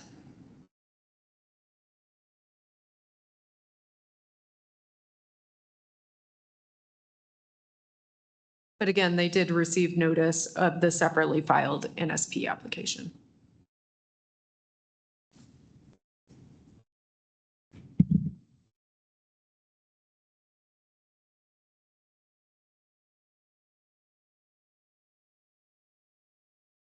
Well, the only thing I'm thinking about is your CPAC correction that you'd mentioned. That's the only thing I'm debating on, I guess. And I will say this is the older version that doesn't have the language of, only include the pool name and pool code if it's a request for an NSP. So I would also suggest we can update using or file a revised CPAC using the newer version so that it makes sense that, we're not requesting there's no request for an NSP approval here or to maintain it under the order because it's been applied for separately. And another suggestion would also be to, I can note that in the special provisions and stipulations on the CPAC. Well, I guess my concern here is in order to issue that admin application, in order on it, the testimony that you just provide, that Ms. McDowell provided in regards to that working interest owners is going to be a requirement for that admin order. What I'm half debating on is maybe if we have some sort of hybrid order that issues based off the administrative application and the hearing order both. And in that instance, I think the CPAC should probably remain essentially how you have it here. I guess, do you have any thoughts towards what I just said, Ms. Vance? I mean, correct me if I want to make sure that I'm following what you're saying is that basically because we have filed the separate administrative application that you would just be issuing one order to address both why we're here at hearing and also the separately filed administrative application so that we have approval of the NSP per the request of the separately filed NSP, correct? Yeah, so just basically one order. We're back to one order rather than the separately filed administrative application being issued in order. Yeah, I was going to say that's kind of a hybrid route, which I didn't discuss with our hearing examiner quite yet, so I'd get his input on it. But yeah, essentially that's what I would be suggesting is that there would be a hearing order that has the number on the same order would be have the hearing order number R blah blah dash A, and in addition to that, it would also be considered NSP dash 2370 or whatever it was in this case. I mean, if that streamlines the process for the division and saves on time for everyone, and that's the preference, that would be fine. Again, I can file a copy of the NSP application with our revised hearing packet, so you have all of the information there. Yeah, you mean put the administrative application into the case file? Is that what you're referring to, Ms. Vance? Or I can file it as a sub-exhibit as a part of the revised hearing packet that we're going to file. Now, say that may be our best route there. Mr. Hearing Examiner, does all this make sense to you? Just barely, but it does sound. Okay. But it does sound like what you've arrived at is a compromise between two separate procedures and something more fluid and combined. Okay, with that in mind, Ms. Vance, yeah, if we could get that filed, and is that something you'd be able to provide by the end of the day? Yes, absolutely. Yeah. Did you have any questions about the CPAC? My thought process would be to leave it as you currently have it amended. I think if we're going to take this route of doing a hybrid and compromise, we'll keep it as is. That makes sense to me. Okay, so then what you're providing to us would be a supplemental exhibit that includes the administrative application.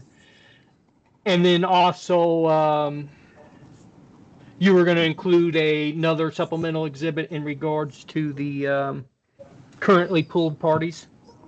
Yes, so I was going to do a revised landman statement and just include an updated pooling exhibit that lists the one pooled party that remains pooled under the order.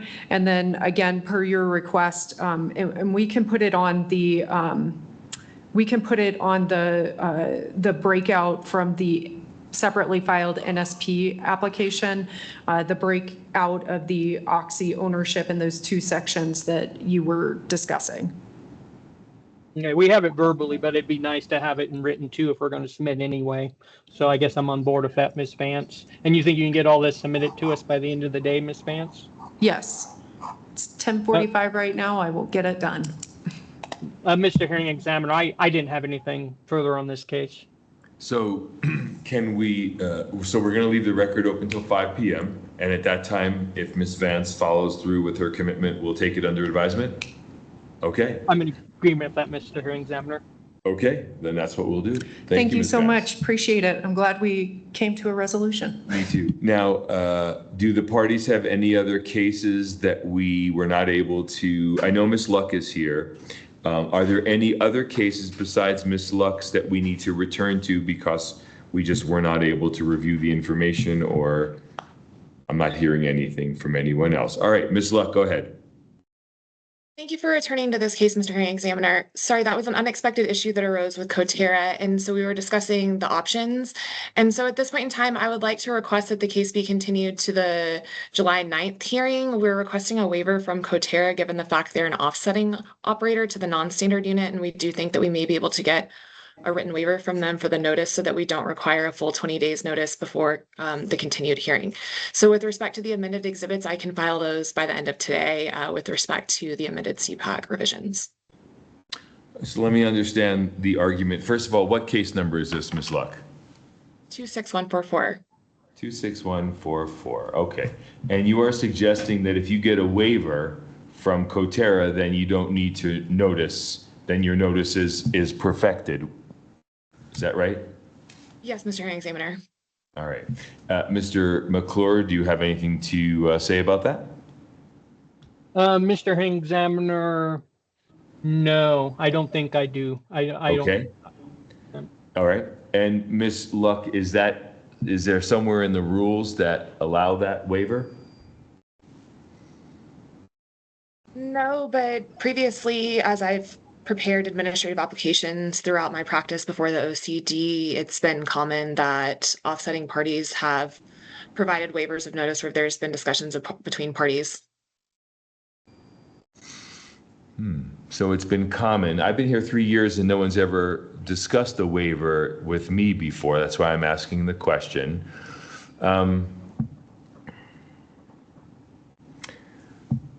So you've identified, so Mr. McClure and is there only one party that's in question at this time? Yes, Mr. Hearing Examiner, it's Coterra, and they were provided published notices reflected in Exhibit E, but unfortunately, the mailed notice was not provided to Coterra, despite the fact we have their address. Okay, and Mr. McClure, is that the only notice defect in this case? That's correct, Mr. Hearing Examiner. Also, if I may, I believe that rule does allow for waivers for NSPs. All right. Okay, good. Do you have a citation? That's what I was looking at right now. Ms. Luck might have it faster than I do, but I think it's in part 15. Okay, Ms. Luck, with your great experience, do you want to point me to the rule that allows for waivers? I should know that, but I'm sorry, Mr. Hearing Examiner, I'll pull up the rules right now. Does anyone in the room, I see Ms. Bennett's microphone is on and it looks like she wants to be helpful, so tell us. Yes, thank you. It's Rule 1915-15-11. Thank you. B. I have to get there first, so you're way ahead of me now. 19, and then you said 15, then you said 15 again, and then you said 11. Mm-hmm. So let me get there, 1915, 15. And then you said 11? 11. 11, B as in boy? B as in boy. Non-standard spacing units. All right, Yes. let me look. And then it's subsection 4. 4, thank you very much. The applicant shall submit.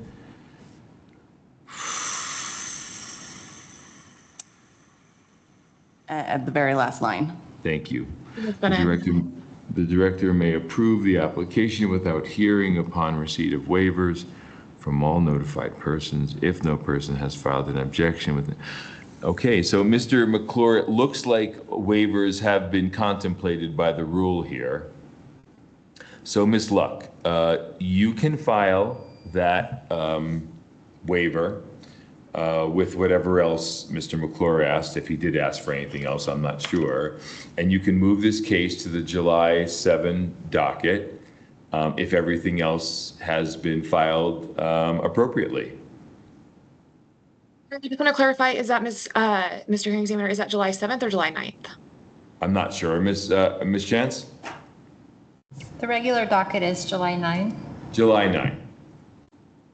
Okay, thank you. Okay, thank you. We're off the record in that case. Are there any other cases that need to be heard? Ms. Bennett? No other cases, but if I could say a brief thing before we go off the record. About what case? About Mr. Bruce. Oh, about Mr. Bruce. Go right ahead. I just wanted to, I felt like it would be important to recognize his important contribution both to the oil and gas bar, but to myself personally, and to say with great sadness what a tremendous loss it's going to be for us here at the OCD, and to recognize the invaluable work he did both professionally and personally as mentors to so many of us. Thank you. Thank you, Ms. Bennett. I'm sure everyone feels similar. All right, we are off the record for today. Thank you, everyone.